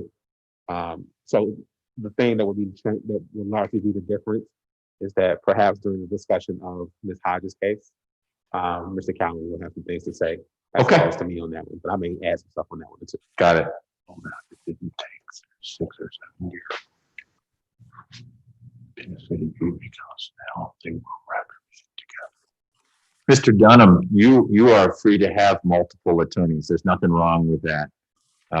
For the purposes of exploring whether I'll be accepting your plea in the 3 cases you've got, it's perfectly appropriate to have Mr. Franklin be the primary spokesperson and to handle much of what goes on. There's nothing wrong with Mr. Cowan sharing a perspective as to the case where you're charged with aggravated stalking. I just need to know from you, you are the client, whether you're wanting me to hear from both of them as we go through all this, or if in your mind you only have one attorney. It's not going to change how I handle things. It's a matter of your preference and your comfort level. I guess I'd accept both of them. Okay. Then there'll be times when I may ask Mr. Cowan to share with me his perspective, but it would be in relation to just that one case. And it sounds like the global resolution is something that applies such that I'll hear from Mr. Cowan, but it's not going to change what the overall recommendation is. And Ms. Hodge and Ms. Hall, I observed that you could not hear when Mr. Cowan was speaking. He didn't have a microphone in close proximity to him. He will in the future. What he shared with me was that he believed that in the case that Ms. Hodge is handling, the 196 case, that count 1 was going to be dismissed and count 2 was going to be whatever it was, but it wouldn't exceed it sounds like it's a recommendation of 3 years to serve to resolve the 3 cases. Is that different from your understanding, Ms. Hodge? No, that's my understanding. Okay. Then why don't we get started? And what I'm going to do is ask if one of the prosecutors can be handling, these are your rights that you're waiving if you proceed with the plea. In other words, one prosecutor handle the colloquy as to all 3 cases, with the exception of factual basis. Ms. Hodge, you may be in a better position to provide the factual basis for the 196 case. And then obviously, if I or Mr. Dunham or the defense attorneys have questions about a specific case, the prosecutor who's been handling that case can answer those questions. But it will be much more efficient if we do one plea colloquy across all 3 cases. That's fine, Your Honor. And that's, I believe Ms. Hall was going to make that request for the both of us. So we're all on the same page. Okay. And who is going to be speaking for the government? I will, Your Honor. Okay. So, Mr. Dunham, in just a moment, Ms. Hall, who you've met before, is going to put you under oath. So you'll raise your right hand and swear to tell the truth. Once you're under oath, it's important that you answer all of Ms. Hall's questions, Ms. Hodges' questions, if she has any, and mine, truthfully and completely. If you have any questions of your own, that you want to share with your lawyers or they're questions for me, you need to let me know when you got them. If you need to speak privately with your lawyers, we can make that happen, whether they go back into lockup or we just sort of get out of here and you can talk with the lawyers. This process is not meant to be confusing or surprising. What happens over the next few minutes should be very consistent with what your lawyer said would happen. The great unknown is what's your sentence going to be. That's where we are. But today is final plea. So you should know that you have a right to withdraw your plea if the sentence I give you is more than what your lawyers asked for. So I'm making this up, but if Mr. Franklin and Mr. Cowan together say, we think you should give Mr. Dunham 10 years to serve 5 years with a balance on probation. And after I hear about everything and what's going on, I say, you know what, I actually think it should be 10 years to serve 6 years with a balance on probation. That's a more severe sentence than your lawyers asked for. You could go with it and say, I still don't want to go to trial, or you could withdraw your plea. No questions asked. It's not used against you if you go to trial. The prosecution wouldn't get to tell the jury, well, you know, he actually pled guilty till he didn't get the sentence he wanted. I just want you to know that today you have that ability to step back if you are dissatisfied with the sentence, if the sentence is more than what your lawyers asked for. After today, you can enter a plea. You can enter a plea in the middle of a trial, but you won't be able to withdraw your plea if you're unhappy with the sentence. So like if there's a trial, if you're found guilty after a trial, you don't get to say, well, I don't like my sentence, I want another trial. Does that make sense? Yes. Okay. So please do let me know if you have any questions while we go through this. Ms. Hawk, we are ready for you to get going. Thank you. Mr. Dunham, can you please raise your right hand? Oh, and I'm sorry, Your Honor, for the record, Ms. Hodge, would you like to let the judge know your change in your case? I'm sorry. Yes, Your Honor. In case number 19 SC 173196, the state is going to null pause count 1 aggravated stalking and proceed on count 2 battery family violence. Okay. So count 1 in your aggravated stalking case, and we'll learn more about that in a little while, Mr. Dunham. That's being dismissed by the state. All the other counts in the 3 cases remain. Thank you, Ms. Hodge. You're welcome. My apologies. Mr. Dunham, can you please raise your right hand? Do you swear or affirm the testimony you should give in the matter currently before this court should be the truth, the whole truth, and nothing but the truth? I do. You may lower your hand. Please state your true, correct, and legal name. Cleveland Dunham. Are you at this time taking or under the influence of any alcohol, drugs, or medicine? No. Is there any medication that you normally take that you have not been given today? I just was taking some antibiotics, but that's it. Did you take them today? Oh, When did you last get antibiotics? last night, like about 7 or 8 o'clock. Do you normally take the antibiotics at night and the morning, or just night? Both. Both. So you did not get them this morning. Is that leading you to have any discomfort or pain? Oh. Any difficulty following what we're talking about? How long have you been on antibiotics? About a week and a half. Week and a half? Okay. Mr. Dunham, how old are you and how far have you gone at school? 39. I have my GED. Are you able to read, write, and understand the English language? Yes. In case 19 SC 165947, do you understand that you've been charged with aggravated assault with a deadly weapon, possession of a firearm during the commission of a felony, criminal damage to property in the 1st degree, and criminal damage to property in the 2nd degree? Yes. In case number 19 SC 169961, do you understand that you've been charged with? My apologies. I actually read the wrong charges. I'll just rewind all that. So in case 19, I apologize. In case 19 SC 169961, do you understand that you've been charged with possession of a firearm by a convicted felon? Yes. And in case 19SC 172707, do you understand that you've been charged with aggravated assault, possession of a firearm during the commission of a felony, and possession of a firearm by a convicted felon? Yes, And in case number 19SC 173196, do you understand that you've been charged with battery family violence felony? yes, Do you understand that you have the right to plead guilty or not guilty to any of those charges and those indictments? And if you plead not guilty or remain silent, you may receive a jury trial. I do. Have you had enough time to speak with both of your attorneys, Mr. Cohen and Mr. Franklin, about all three of your indictments concerning any of the circumstances regarding your charges in these indictments? I have. Do you need more time to discuss any of these cases with either of your attorneys? No. Are you satisfied with their representation? Yes. Counsel, do you waive formal reading of the indictment on case 19SC 169961? So waived. Do you waive any and all defects in the indictment, including with respect to the defendant's name? Yes, if any, for this plea only. Okay. Do you waive formal reading of indictment 19SC 172707? Yes, ma'am. And do you waive any and all defects in the indictment, including with respect to the defendant's name? Yes, for purposes of this plea. And do you waive moving forward on a copy of these two indictments? Yes, ma'am.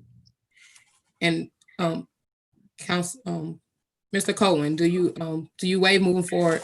Do you waive formal reading of the indictment in case 19SC 173196? We do. Do you waive any and all defects in that indictment, including with respect to the defendant's name? For the purposes of this plea hearing, we do. And do you waive moving forward on a copy of the indictment? Yes. Mr. Dunham, have you been arrested on all of these charges? Yes. I ask because the state is unaware of any outstanding warrants that are related to these charges. Do you or your attorney know of any outstanding warrants related to any of these charges? No, ma'am, we're not aware of anything outstanding. Okay. Mr. Dunham, have your attorneys advised you of the minimum and maximum sentence to the charges that you're pleading to? Yes. The minimum and maximum sentence for possession of firearm by a convicted felon is 1 to 5 years to serve.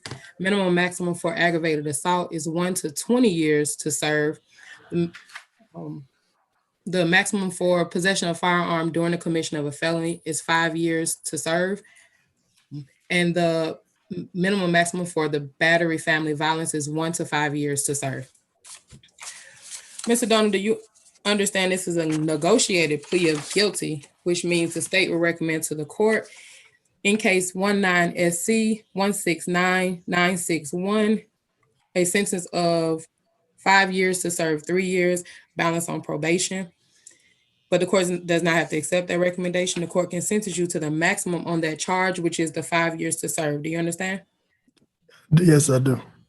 Do you also understand that this is a negotiated plea on indictment 19SC 172707?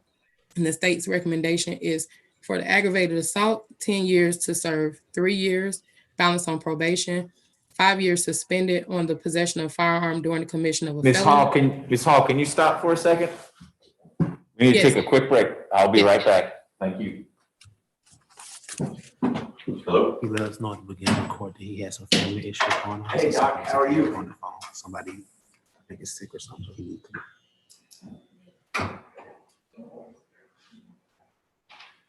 I kind of like to address the court. You have problems with doing that? No.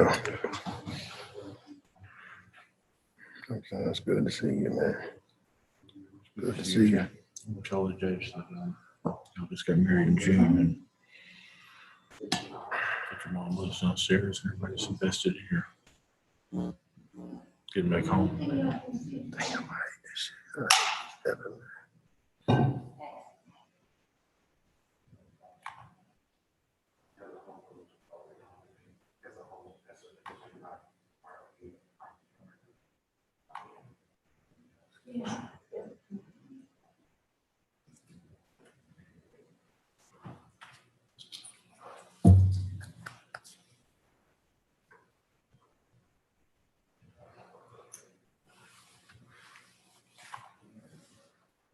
He said, yeah, came back positive.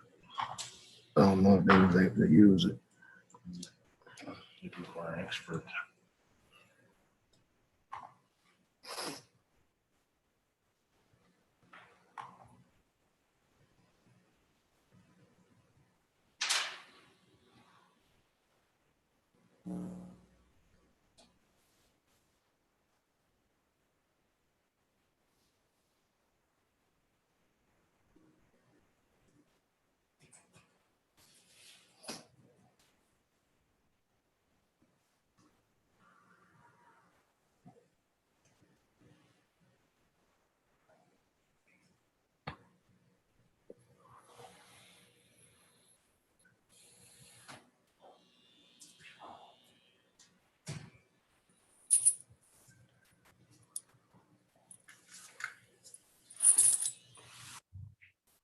What kind of work were you doing when you were off?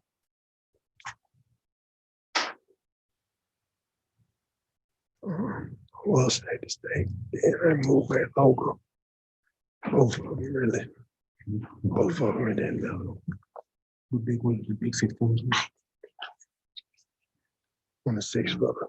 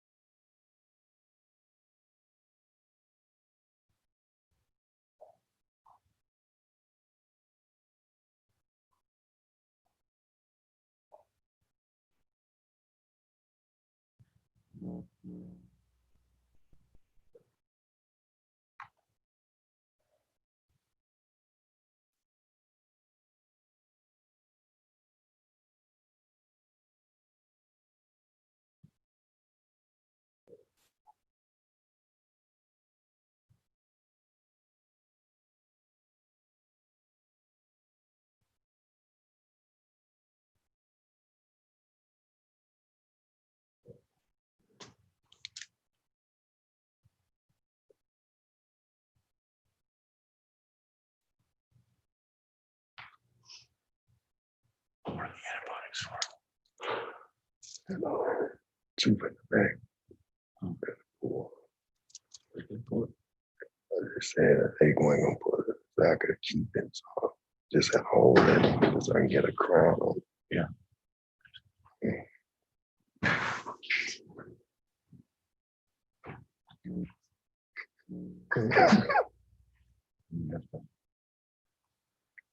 Go and put it out.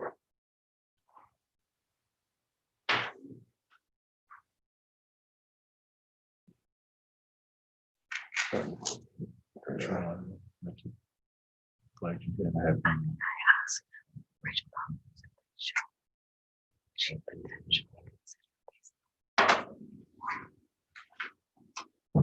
Clerk on the order.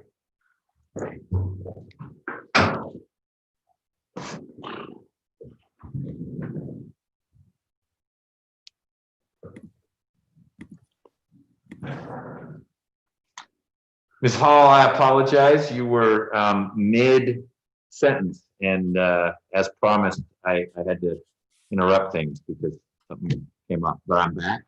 Do you remember roughly where you are? How far do we have to rewind? Well, I don't think we have to. I just was telling the defendant his charges in his second case, the agreement, which he knows. So I was at the part, the court doesn't have to accept that recommendation, Mr. Dunham. But the court can, I'm sorry. The court can sentence you to the maximum on each of those charges that I explained to you: the aggravated assault, the possession of a firearm during the commission of a felony, and the possession of a firearm by a convicted felon. He can run those sentences consecutively or one after another. Do you understand? I do. And as far as case number 19SC 173196, Do you understand that this is a negotiated plea of guilty, which means the state will recommend to the court a sentence of 5 to serve 3 years, balanced on probation, but the court does not have to accept that recommendation. He can sentence you to the maximum on that charge, which is the 5 years to serve. Do you understand? I do. Do you understand this is a guilty plea, which is permanently recorded on your criminal history? Yes. Do you understand this plea may be used to enhance sentencing on other convictions in this jurisdiction, as well as other jurisdictions, including the federal courts? Yes. Do you understand if you're currently on probation or parole, your probation or parole may be revoked based on you entering a guilty plea today? I do. Do you understand if you're placed on probation of any kind, you cannot violate any criminal laws of any governmental unit or any special conditions of probation without being subject to revocation for the balance of the sentence? Yes. Do you understand that you're not allowed to possess or use a firearm while on probation? Yes. Do you understand if you're not a United States citizen, a guilty plea conviction will affect your immigration status and will result in deportation, just as a conviction at trial would? And this is true regardless of any advice by your attorney or anyone else. I do. Do you understand that you waive any and all defenses, including any mental health defenses, by entering a plea of guilty? Yes. Do you understand if you went to trial, you will have the right to a trial by jury, the right to see, hear, and confront witnesses called to testify against you, and the right to remain silent and not incriminate yourself? Yes. Do you understand that by pleading guilty, you're giving up the following rights: the right to a trial by jury, the right to remain silent and not incriminate yourself, the right to confront witnesses against you, the right to the assistance of counsel hired by you or to court-appointed counsel, the right to the presumption of innocence, the right to testify on your own behalf and to present other evidence, the right to subpoena witnesses and compel the production of evidence, the right to have the charges against you proved beyond a reasonable doubt, and the right to appeal if convicted of these charges after a trial. Yes. Has anyone forced, threatened, or promised you anything to get you to enter a guilty plea? No. Is it your decision to waive these rights and enter a guilty plea because you're in fact guilty? Yes. In indictment number 19SC169961, how do you plead to the charge of possession of firearm by a convicted felon? Guilty. Guilty. In case number 19SC172707, how do you plead to the charges of aggravated assault, possession of a firearm during the commission of a felony, and possession of a firearm by a convicted felon? Guilty. And in case number 19SC173196, how do you plead to the charge of battery family violence? Guilty. Are these guilty pleas freely and voluntarily given with full knowledge of the charges against you? Yes. Do you understand that you only have a limited right to appeal these guilty plea convictions? Yes. Do you understand that you only have 4 years? You only have 4 years from today for a felony charge to file a habeas corpus petition challenging the voluntariness of these guilty pleas? Yes. Thank you. Your Honor, in case 19SC169961, had this case proceeded to trial, the state would have proven that on January the 17th, 2017, at 1440 Westwood Avenue, Southwest, that's in Atlanta, Georgia, Fulton County, officers observed a vehicle stopped in the intersection of that avenue. Officers approached that vehicle where they found the defendant slumped over the steering wheel. They did eventually get his attention. They observed a bottle of alcohol in the middle console of the vehicle within the defendant's reach.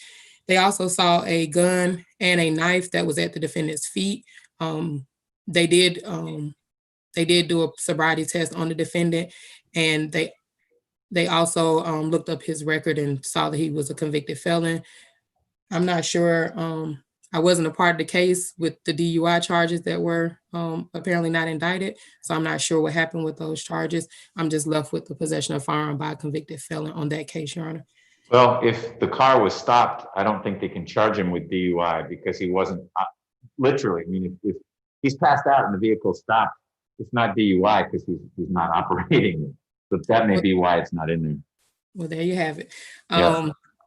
In the 19 SC 172707, had that case proceeded to trial, the state would have proven that on October the 27th, 2019, and Your Honor, you're more familiar with this case. This is the motion that we recently had at 683 Cascade Avenue, Atlanta, Georgia, in Fulton County. Officers responded to a person shot call. When they arrived at that location, they did some investigation.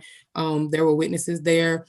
The victim was shot in the leg, and she was transported to Grady.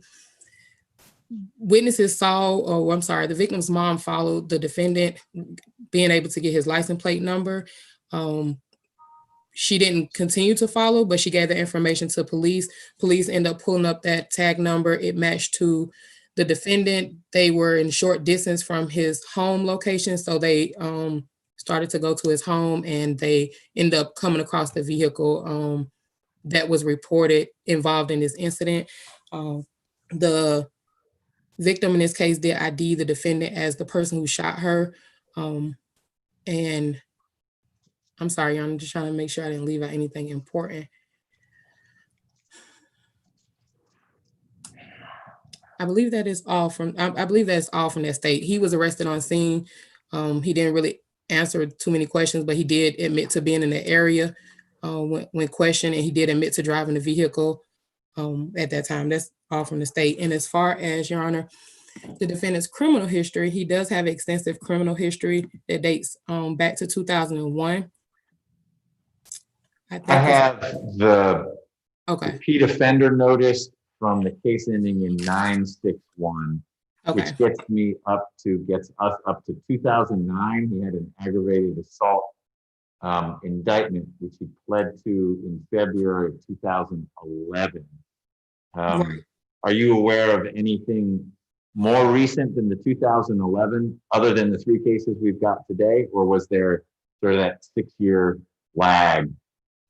That is it, other than these 3 cases. But that particular case that you mentioned, he does he's still on active probation for it. He has 3 years, 7 months, and 13 days remaining. That's the 09 SC? 09 SC 82128. Okay. And did you get that information from Officer Crawford or from some other source? I got it from Officer Crawford. All right. Thank you. You're welcome. Do you know, before we get to Ms. Hodges' case, Ms. Arnold is the woman who got shot in the leg in the shooting case. Are you aware of what connection, if any, other than shooter and victim, Ms. Arnold had to Mr. Dunham? In other words, why the shooting happened? From my investigations, Your Honor, this seems to be, it's a plaza type of environment, and it seems to be a place where they frequent a lot, i.e. just stand around all day for days in and out. But during the investigation, I did find out that there may have been an issue with another person that was there that Mr. Dunham was dealing with, that my victim had issue with, and that particular person brought him into the situation. So I don't know if there was any personal situations between the defendant and the victim themselves, other than they see each other at that particular location. But I know that there was an incident with someone that the defendant deals with our victim. Okay. And of course, the defense has their theory, so they have something different than me. But in my investigation, that's what I found out. Okay. Thank you. I'm sure I will hear, and if I don't, I'll ask Mr. Franklin about that. Okay. Then Ms. Hodge, why don't we talk about the case ending in 196?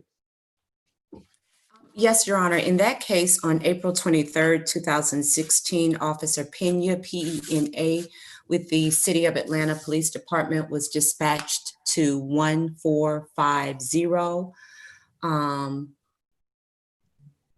Donnelly Avenue, Southwest Atlanta. That's in Fulton County.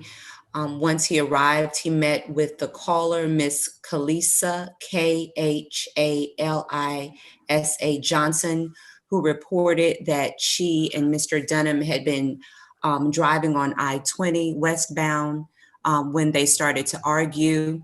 During that argument, he punched her in the face twice. She got to a safe location, pulled over, and exited the vehicle. The officer did observe bruising to her eye where she said that she was struck. And this was his, they were in a relationship, Your Honor, at the time, which is why it's charged as family violence. And it is a felony because Mr. Dunham had a prior battery family violence before this case. And this would be his second family violence. Okay, thank you. And I guess, I know it's not a count that Mr. Dunham is pleading to, but there was some prior history between Ms. Johnson and Mr. Dunham? There was prior history, Your Honor. She had taken out a TPO against him because of the volatile nature of their relationship. And they saw each other in a parking lot of an AutoZone. Okay. She thought that he was recording her on his phone, but we don't have any evidence to that effect, which is why the state is null processing the aggravated stalking count. Got it. Okay. Thank you. Ms. Rolak, do you have anything that either Ms. Arnold or her family or Ms. Johnson, her family wants to share? I have from Ms. Johnson, Judge. Okay. She says, and her name is spelled Khalisa, and then Johnson, the normal way that is spelled. Greetings, Your Honor. My experience was the worst of my life. I wish I'd never got involved with Cleveland Dunham Jr. He is the devil in the flesh, a narcissistic sociopath. Nevertheless, thanks for reminding to teach my daughter and other young women about men like him and the warning signs. Ms. Johnson. Okay. Thank you, Ms. Rolak, for sharing that. And if Ms. Johnson's not on this stream, please thank her for staying involved in the process. These are old charges. She is having her day in court, if you will, about 4.5 years late, but we're moving them along. Thank you. And nothing from Ms. Arnold? Not at this time, Judge. Okay, thank you very much. Officer Crawford, I feel like I got a pretty thorough rundown of Mr. Dunham's criminal history, thanks to Ms. Hall, thanks to you through Ms. Hall. Was there anything you wanted to add, or did we cover it? It's been covered, Judge. Nothing else to add. Okay, thank you so much. All right, Mr. Cowan, you want to go first? You go up to the podium so the folks who are remote can hear you, please. Thank you, Judge. As to 19 SC 173196, Judge, we're going to ask the court to accept the guilty plea on the terms that the state has extended. Mr. Dunham has always objected to the characteristics, to the character of the charges and the way they're characterized. I'll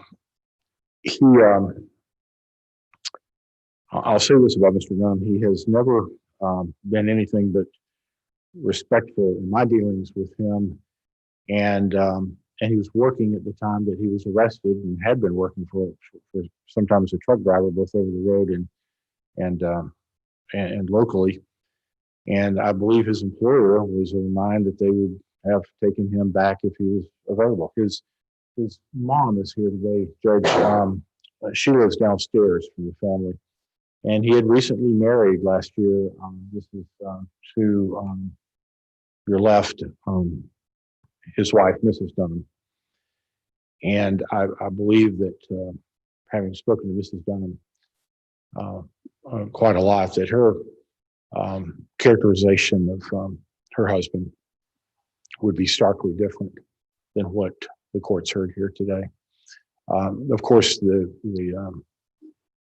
old charges, the court referred to them, would be wrapped up in the larger global settlement, but we had asked the court and suggest that the 5 to serve 3 would be appropriate under the circumstances. Okay.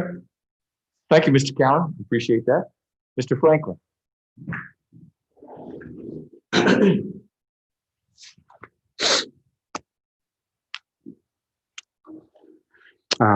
Thank you, Your Honor. Thank you, Mr. Dunham. Ms. Dunham, Mother Dunham. I believe I'm gonna take my argument of cases from less egregious to the most serious. Beginning with the possession of a firearm by convicted felon charge. We have no dispute with the allegations as put forth by Ms. Hall. There was body cam that essentially captured the entire encounter. Mr. Dunham was asleep at the wheel. Officers opened the door, pulled him out, and you were able to see a weapon on the floorboard. That case kind of is what it is. I will say, prior to the indictment of the shooting case and of the battery case,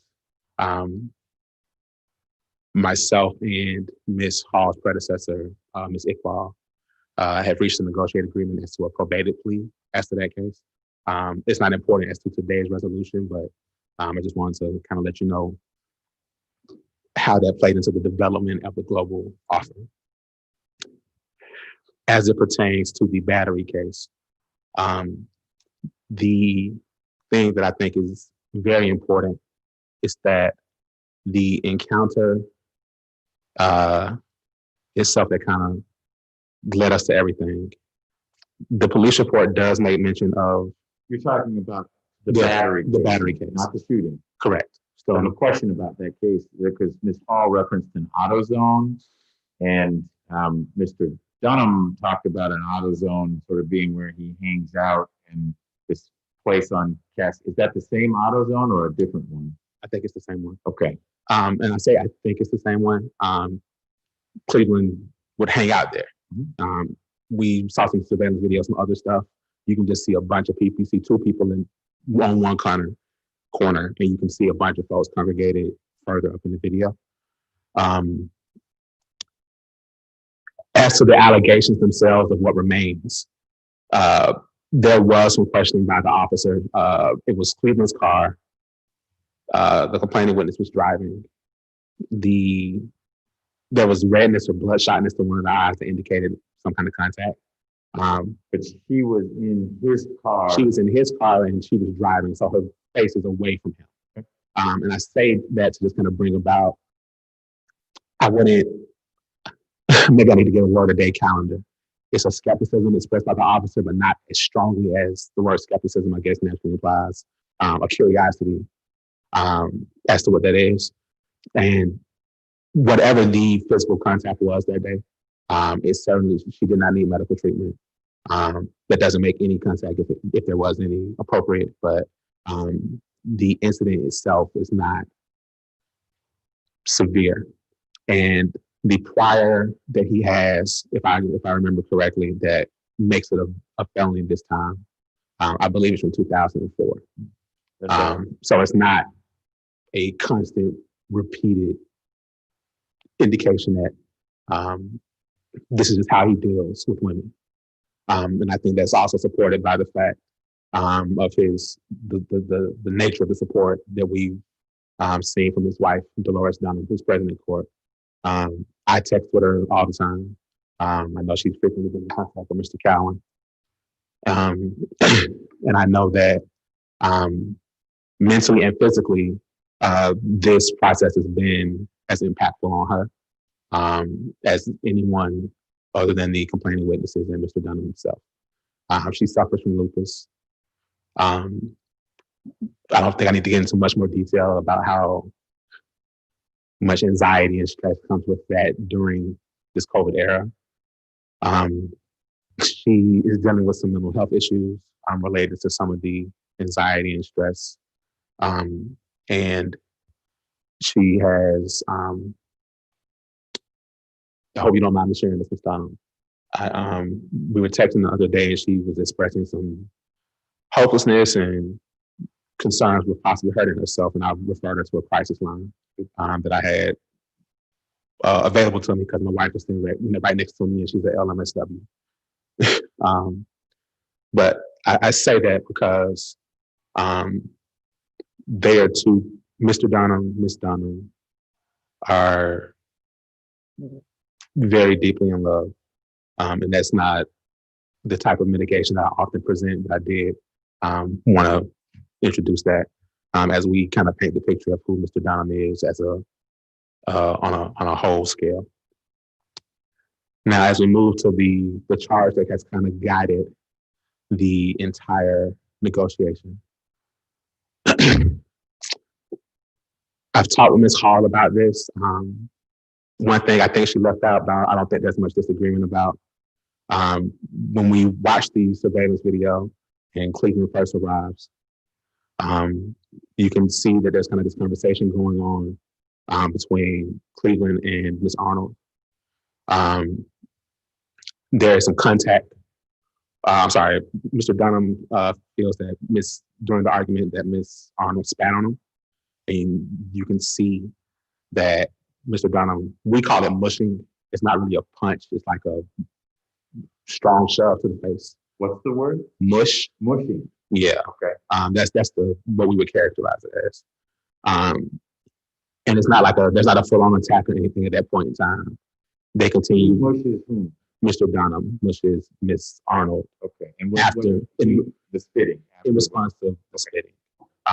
I know we talked about it. Ms. Hall doesn't believe that the video reflects that. You know, that party is what it is. They engage in conversation for another few minutes. Heated conversation, argument. Cleveland walks off a couple times, but walks right back up. They're like on a sidewalk.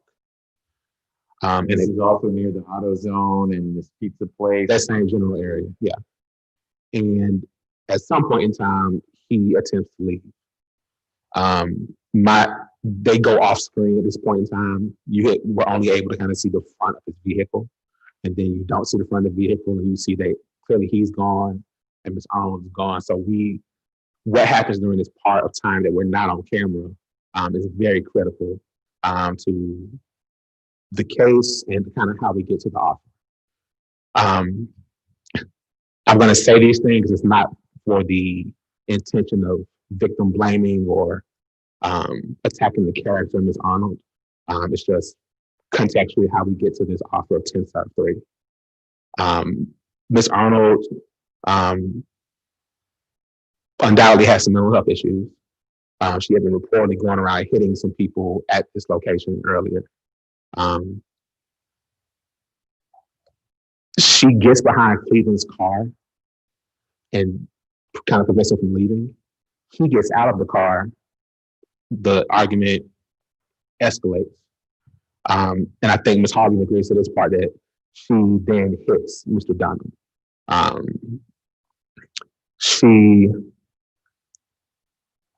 It impacted Mr. Dunham such that he overreacted. He grabbed his gun to encourage her to get out the way. And he fired a shot. I would argue this is, you can see in the video that it's kind of down toward because he's shot in the back of the leg.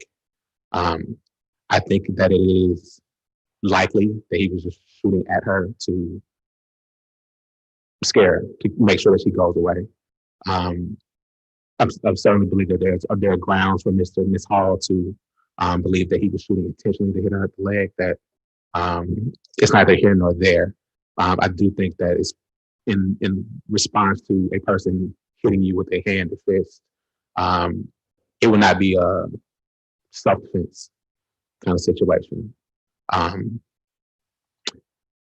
I think given that there is certainly some level of aggravation on Ms. Arnold's part, because there are some mental health issues going on with her, we talked and debated about an offer for some time. I think that these concerns with Ms. Arnold certainly played a strong role in us being able to achieve the offer that we have achieved. I think that the story of Cleveland, he certainly had a bunch of stuff going on early in his life. We do have this kind of 6-year gap in really bad behavior. And I know that some of the things that took place, as Mr. Cowan alluded to, he went from kind of being a dope boy, a drug seller, to being legitimate. He drove trucks out of state for some period of time. Eventually, he kind of did it locally as well. And one of the things that kind of keeps coming up in my conversations and my visits with Mr. Dunham, and I probably visited him more so than I visit any other client I have, because I know the additional pain that's kind of resulted from this. One thing that he just keeps saying is like, I'm just trying to do right. But he puts himself in positions where he doesn't do right in critical moments. One thing that I'm noticing probably plays a large role in that. In the battery case, the complaining witness said that they had been hanging out, he had been drinking, he was drunk. In the case where he fell asleep at the wheel of the car, there was a DUI investigation. There's an indication that he had been drinking. And in the shooting situation, he had been, it was his birthday weekend. Like many of us, he was enjoying his birthday. And I think possibly the consumption of alcohol plays a role in his bad behavior. I would like for the period of time after his service of time to just include a Alcoholics Anonymous requirement or something like that. I'm very, very much a proponent of restorative justice options that kind of address the root issue of why, we kind of have repeat customers in court. I understand that prisons certainly plays a very important role in our justice system. But I don't think that anybody benefits from it being the overarching, most important part of any sentence, especially when we, through luck or intention, are in a situation where everybody is to some extent able to kind of walk away. I know that Mr. Dunham has great potential to redeem himself. I know that he is and will continue to be a good husband. I believe that with some consciousness given towards the role of alcohol in his cases, he will be a productive citizen once again. So with those things in mind, we ask on behalf of Mr. Dunham, on behalf of his family, we ask you to accept the plea as negotiated.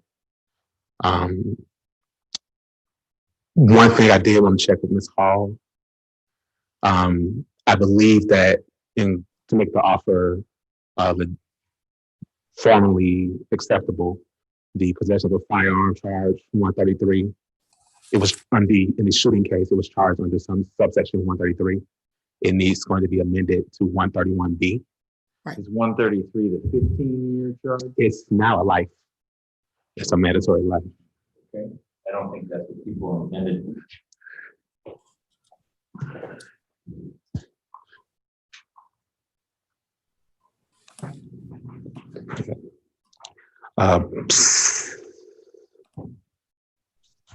To see, it says upon the second or subsequent conviction of a convicted felon under this code section.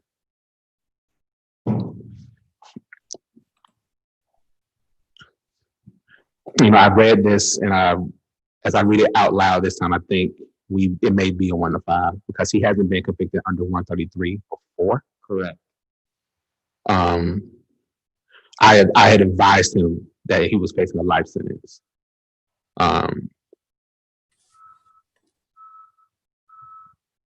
But upon the second or subsequent conviction of a convicted felon under this code section, such convicted felons shall be punished by confinement for life. And if not, it's at least a 15 that has to run consecutively.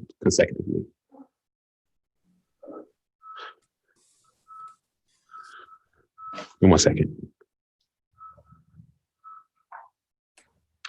So.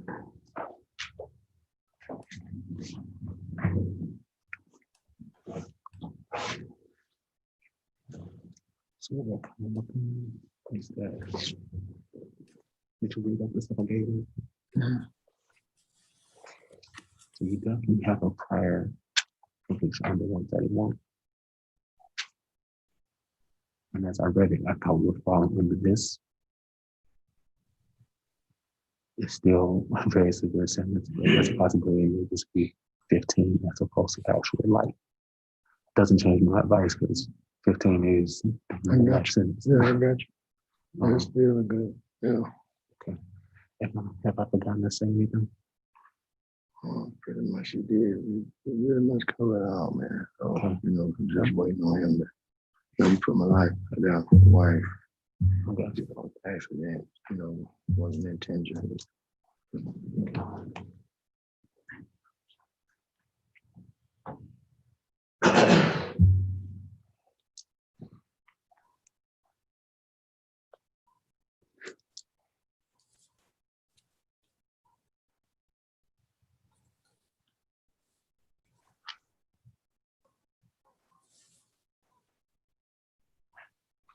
So perhaps, Your Honor, as it would be his first conviction under 133, it would still be the 15. It would, and I'm more comfortable with that because part of what I'm going to share with Mr. Dunham is he seems to have a gun addiction as well. This is going to be his third. One of today's convictions is going to be the third time he's been convicted of possession of a firearm by a convicted felon, just a standalone, passed out at the wheel of the car. And he needs to get it that you can't have a gun. Look what happens when you have one. We're fortunate, and I'll save the sermon for a minute, that Ms. Johnson is still walking. But I think that keeping the Ms. Arnold, yes, keeping the 133 makes sense. I'm going to follow the recommendation. There are going to be some conditions that are different from what people have discussed. But there's going to be a suspended piece that would reflect the 15. That's appropriate. We were negotiating around the 133 because I thought that it was only able to be a life sentence at that point. Right. But if there's room otherwise. That's next time. If there's a next time. There won't be. Part of what the sentence is about. All right. Mr. Dunham, I have a few questions for you.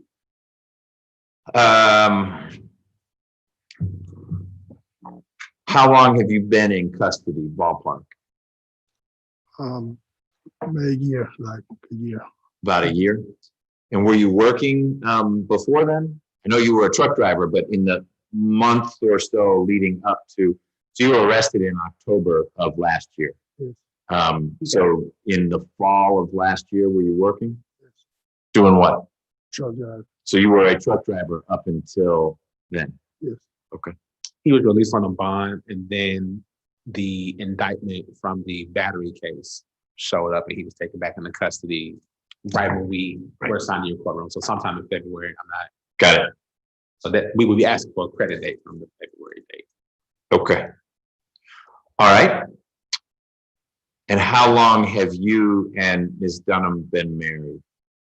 4 years. 4 years? Okay.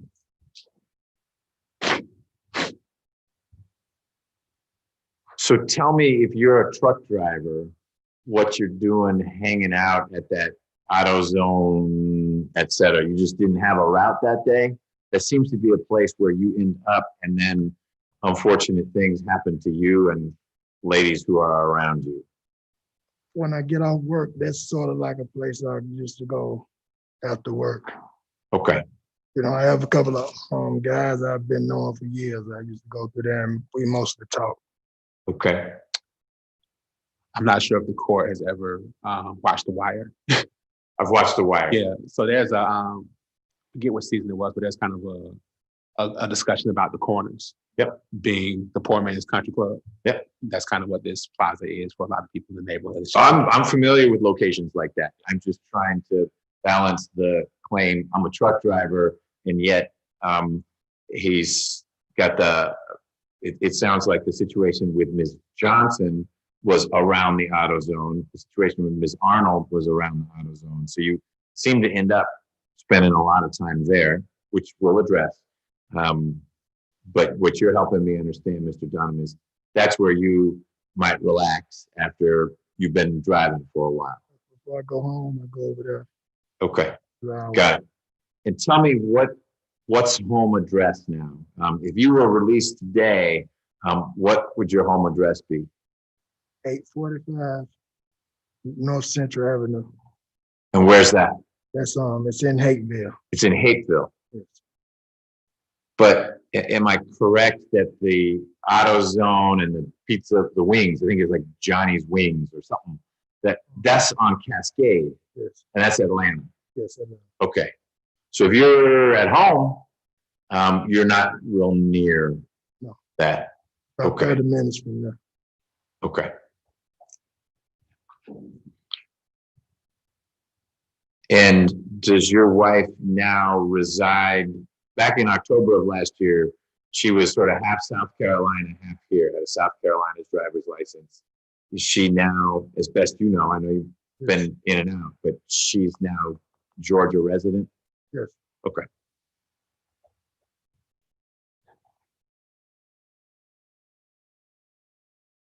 So tell me something you think you can do to break this cycle. I just did a little math here, and with today's, pretty simple math, with today's 3 convictions, you're gonna have 12 felonies. And if we say you're an adult when you turned 18, you're averaging 1 felony conviction a year. That's gonna catch up to you. It has caught up to you. That's why you're going to prison for a while on this one. And the past is the past. I'm interested in the future, but tell me why I should have the optimism that Mr. Franklin has, that Mr. Cowan has, that Cleveland Dunham Jr., age 40, is going to be doing things differently than 39, 38, 37, 12 felonies. That is a lot of convictions. And I appreciate you racked up a bunch when you were slinging dope back in early 2000. I get that. And they're sort of two different, but they don't go away just because they were a while ago. So what's going to be different? Well, I have now I have a better reason for living now, you know. I've grown, I've learned from my past mistakes. You know, now I look at life a different way, where I don't see that I have to run the street and, you know,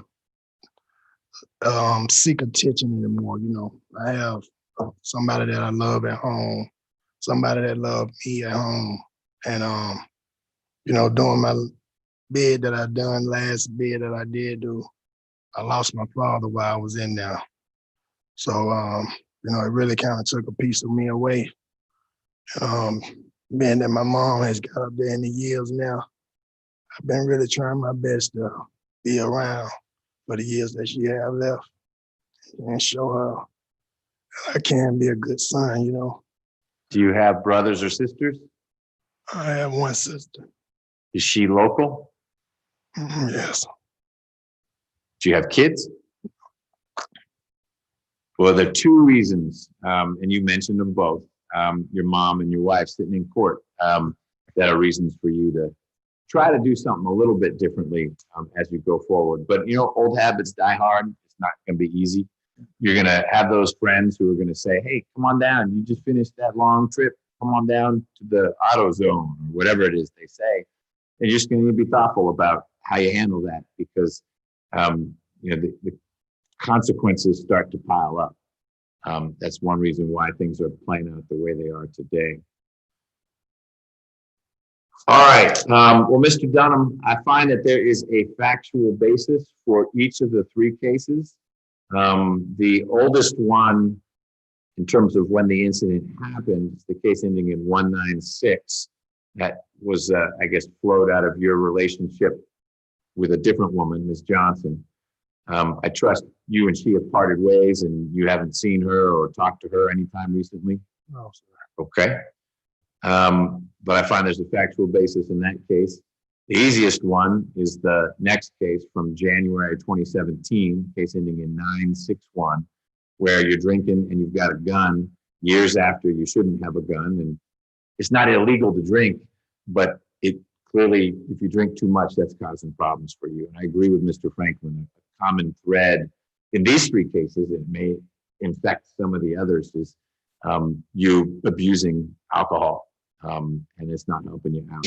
And if you're drinking because you're in pain, I don't mean because your leg hurts, but you're in pain because you had a tough childhood or a tough young adulthood or what, we're going to see if we can help you develop other ways to work through that, because you're not hurting just yourself anymore, but the two women here who are in court. You make life much more difficult for them when you get in trouble. It's not just about you. And you're old enough now to understand that. And finally, the most recent case from October of last year, the case ending in 707. I wasn't there. It sounds like things got a little heated between you and Ms. Arnold. From what I've heard, nothing justifies you shooting at her. And you may go to your grave saying, I wasn't shooting at her, I was shooting near her. You know what? You don't control the bullets. You are blessed that Ms. Arnold walked away from that situation. Because you can shoot someone in the leg and they can bleed out right there. There's some big old arteries and veins in the leg.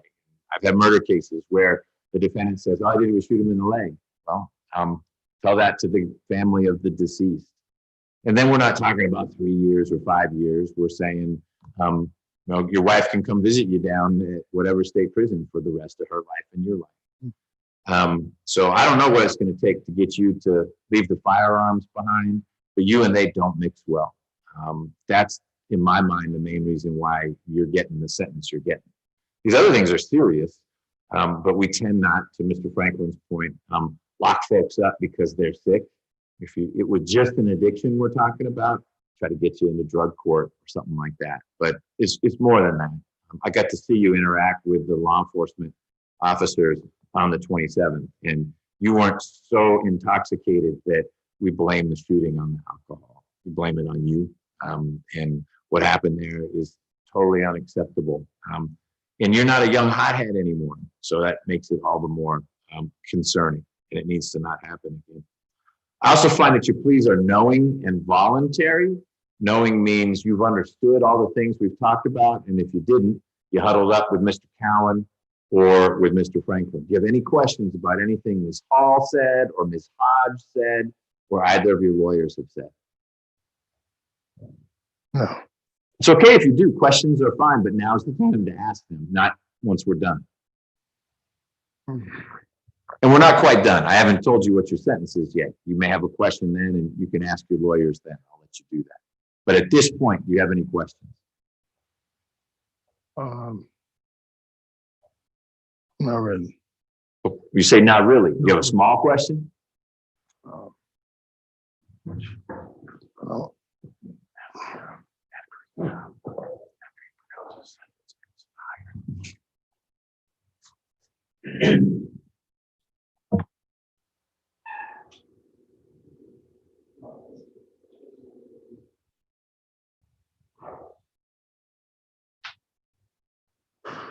We good? Yes. Okay. Mr. Dunham, I'm sentencing you. I also find that your plea is voluntary. And that means what it sounds like. No one's forcing you to enter these pleas. You're clearly not enthusiastic about it. I don't expect you to be, but you're not feeling coerced that your lawyers are saying you better do this or else this is your only chance. They've explained to you your options, and you're deciding that it's better for you to enter this plea than wait till you can have a trial and see what happens at trial. Is that a fair statement? Yeah. Okay. I'm sentencing you pursuant to the Probation Options Management Act. And all that means is that while you are on probation, which you will be for a while, if you have a technical violation, something minor, let's say that you tested positive for alcohol when you got a screening, you don't have to come back and see me. There may be consequences for that, but it's you and probation working something out. You don't come see the judge. If, however, you get arrested again, that comes back to me. Anything like that or more serious, You and I and a lawyer on your behalf will work that out.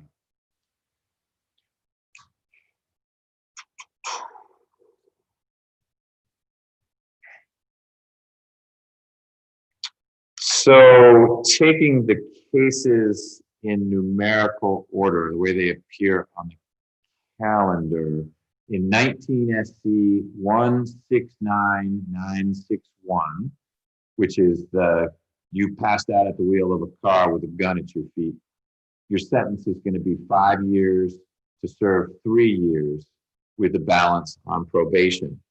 When you are released from custody, you will need to begin and complete the Metro Atlanta Day Reporting Center and its aftercare.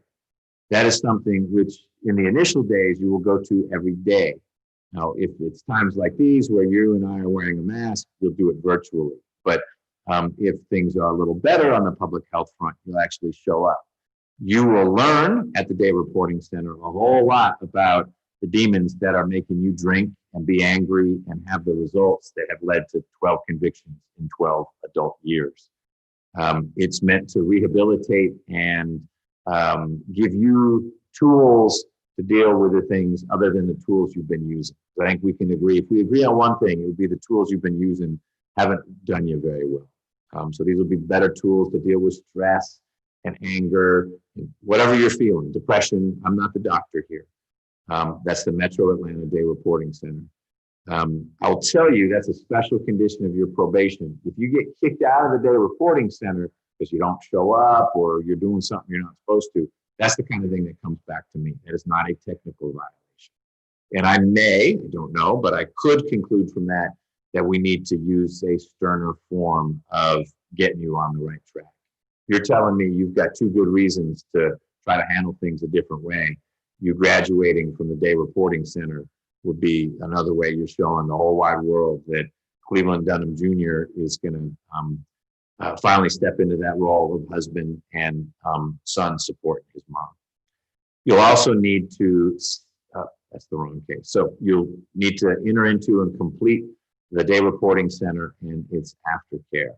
And while you are under sentence in this case, I don't think there's any reason you need to be on Cascade. I mean, there are reasons, but they're not reasons you need to be on Cascade. So if I have you stay off of Cascade doesn't end up in Hateville, does it? Okay, you don't need to be on Cascade, anywhere on.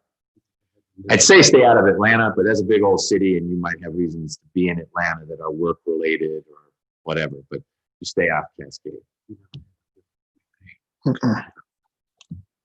In the next case, as it appears on the calendar, 19 SC 172707. That's the shooting case. Your sentence as to count 1 is 10 years to serve 3 years with the balance on probation. Normally, I'm not a big fan of 7 years probation. There's a lot of probation. I think we usually figure out within the first couple of years of probation how things are going to go. But you've got some things you're working through, given all these convictions and you not being able to stay away from guns, and the mix of guns and alcohol, and you shooting a woman. So I think 7 years works for me because it gives whoever's handling your case, if there's an issue, I sure hope there's not, but if there's an issue, there's a whole lot of probation to work with in terms of revocation. So you should know that if we're back together again after you've gotten out of prison and you get caught with a gun again and you've been drinking or something like that, you should expect a bunch of those 7 years to land on your shoulders as a consequence of you yet again making a decision that you've told me you're mature enough not to make. Does that make sense? Okay, so 10 to serve 3, balance probated. Count 2 has to run consecutive to count 1, and it's 5 years, but I am suspending that. And then count 3 is got to be 15 years, but I can suspend all that. I'm running that concurrent with count 1. So the overall sentence for the shooting case is 15 years, 3 of which are in prison. You get credit for what you've been in for. 7 on probation. 3 plus 7 is 10, and the last 5 are suspended. Special condition of probation number 1 is that when you are released from custody, you enter into and complete the Metro Atlanta Day Reporting Center. Special condition number 2, you stay off Cascade, any way, shape, or form, anything on Cascade. And you have no contact with Ms. Arnold, direct or indirect. That should be the easiest part of that sentence, especially if you're staying on Cascade.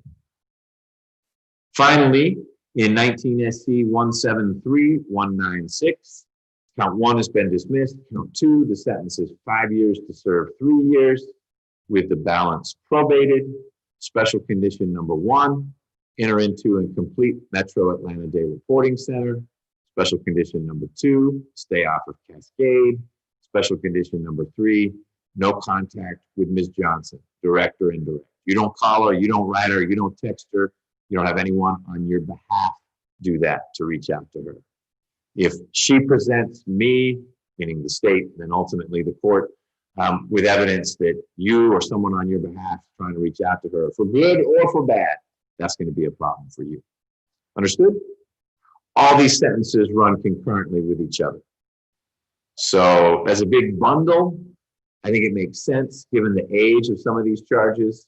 The most serious case is the most recent one. It's not all that old. The situation where you punched Ms. Johnson, that's 4.5 years old. Really, the 5 years have almost run. And then you passing out with the gun in the car, that's almost 4 years old. So those are kind of behind you anyway. They're going to stick with you for a little bit. But the thing that's driving this is the shooting near the auto zone. In an artery, that's the real serious thing. And I'm going to repeat it. You may not feel real blessed right now because you're going to prison, but you're blessed that Ms. Arnold walked away from that situation. Intentionally or not, you could have literally shot the ground. The ricochet goes up and hits her lung and she dies right there. You've killed her and it's murder. That's what's happening when you're drinking and you've got guns around. You didn't just pass out at the wheel of the car. So you may be saying, stop lecturing me.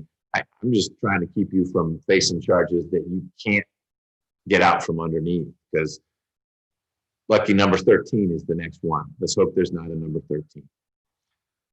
Last thing I've got other than about signing the indictments is 09 SC, my thought, Mr. Franklin and Mr. Cowan, if you all waive any due process notice issues, is that I revoke 3 years and suspend the balance. So that case is closed out. That's from your last ag assault. Any issues with proceeding that way, Mr. Franklin? No issues. Mr. Cowan? Okay.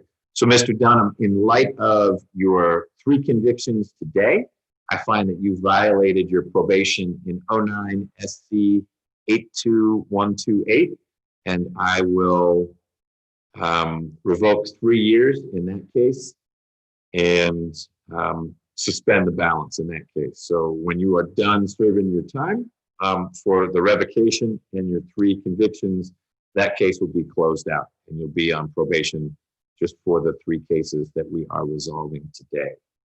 The last thing I think that I've got is, Mr. Dunham, your 3 indictments, normally you'd sign them indicating you're pleading guilty, but we're not passing papers around. Do you authorize me to sign on your behalf? Yes. Mr. Franklin, can I sign on your behalf for the 2 cases that you are handling for today? Yes, sir. And Mr. Cowan, can I sign for you on the ag stalking case? Ms. Hall and Ms. Hodge, can I sign for you? Yes, Your Honor. Yes, Your Honor. Okay, Ms. Hall, do you have anything else in Mr. Dunham's 2 cases that you were handling? That I was say one more, I didn't hear the last part. The 2 cases that you handled of Mr. Dunham's, do you have anything else? Oh, no, nothing further from the state, Your Honor. Ms. Hodge? Nothing further, Your Honor. Okay, Mr. Franklin, anything else in Mr. Dunham's situation? Just one thing, accounting matter. I'm not sure if you have access to the jail booking screen. I wanted to get the credit date on the record. It's February 20th. Because he was technically only held on Ms. Marshall Hodges' case. He still technically had a bond on the others, but he's been in custody, and I think the others played a role in why he hadn't received a bond before. They did indeed. February 20th of this year, he'll get credit from. On all 3 cases. Yes, sir. Thank you, sir. Okay. Mr. Cowan, anything else? No. Okay. I think that's it. Thank you, everyone. Thank you. Ms. Hodge, before you go, Ms. Patel, you had a question. Yes, Judge, I believe Ms. Hodge indicated that Ms. Hall would sit in for it. I'm not sure if Ms. Hodge needs to leave. Oh, she's Do you need? I'm here. Okay. Your Honor, regarding Mr.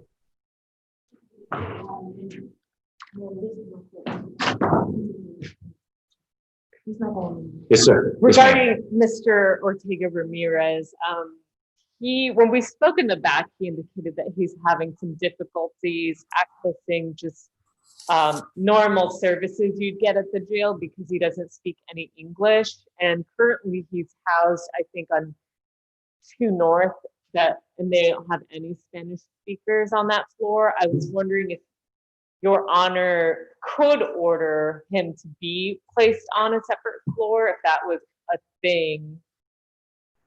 Yeah, let me ask. I don't know if our deputy today knows if there are wings that are more linguistically diverse or not, or if they, I don't know how that works. I can certainly reach out to the jail and Chief Adjur's staff. Do you have any experience with that? Mr. Ortega, who is here today, speaks no English, and he's finding it pretty hard to communicate at the jail.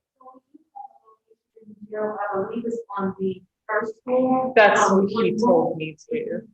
Want to try either 1, 2, or 3. That's more of a diverse area. Okay, so why don't I see what we can do? I'll make a note on the calendar for that.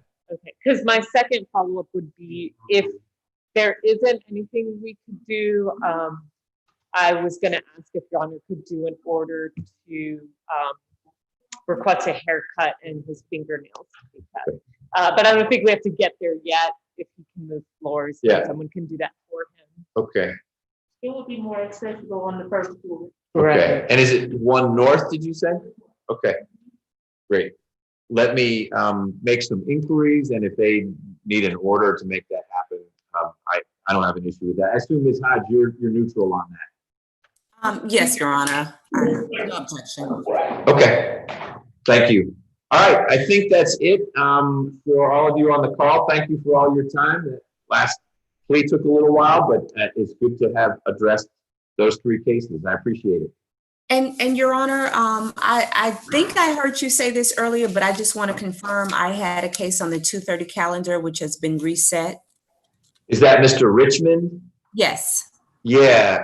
Mr. Franklin asked for more time, and I think it's in January now. I haven't seen it on the calendar, but I think Ms. Nelson said. Yes, it's reset for January. I just wanted to make sure I didn't need to reappear at 2:30. No, ma'am, you are done. Okay, thank you. You bet. Thanks. So our last favor, Yes, I got you. no rush, and I don't even need to be involved. I'll disappear to make it easier for you. If you can just connect Ms. Patel and Mr. Oliver, whatever is most convenient for you. And when she's done, we're done. If you could come meet me in courtroom 1A. That's right. And then I'll bring him up there. 1A? Yeah. Why not? And Oh, it's just easier. for great. me to do. Thank you for being flexible, Ms. Patel, and thank you for providing the support. Good day.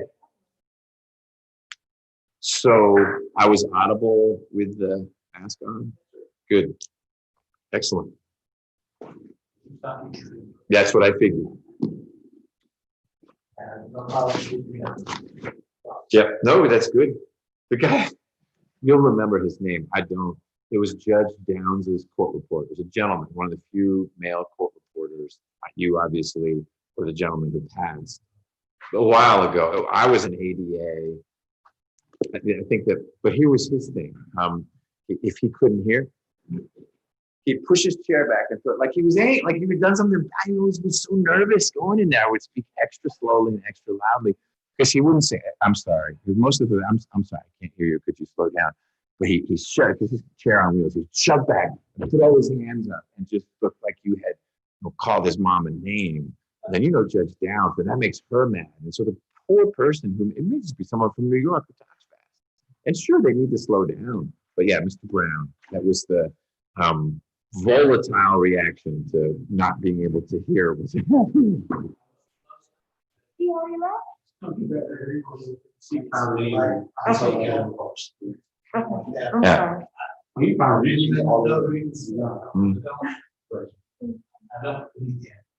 Yeah. Yeah.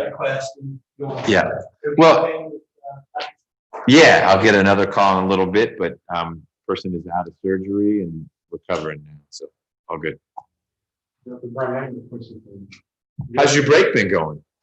For the most part, it took like 4 days to watch stuff like It takes a while to let go.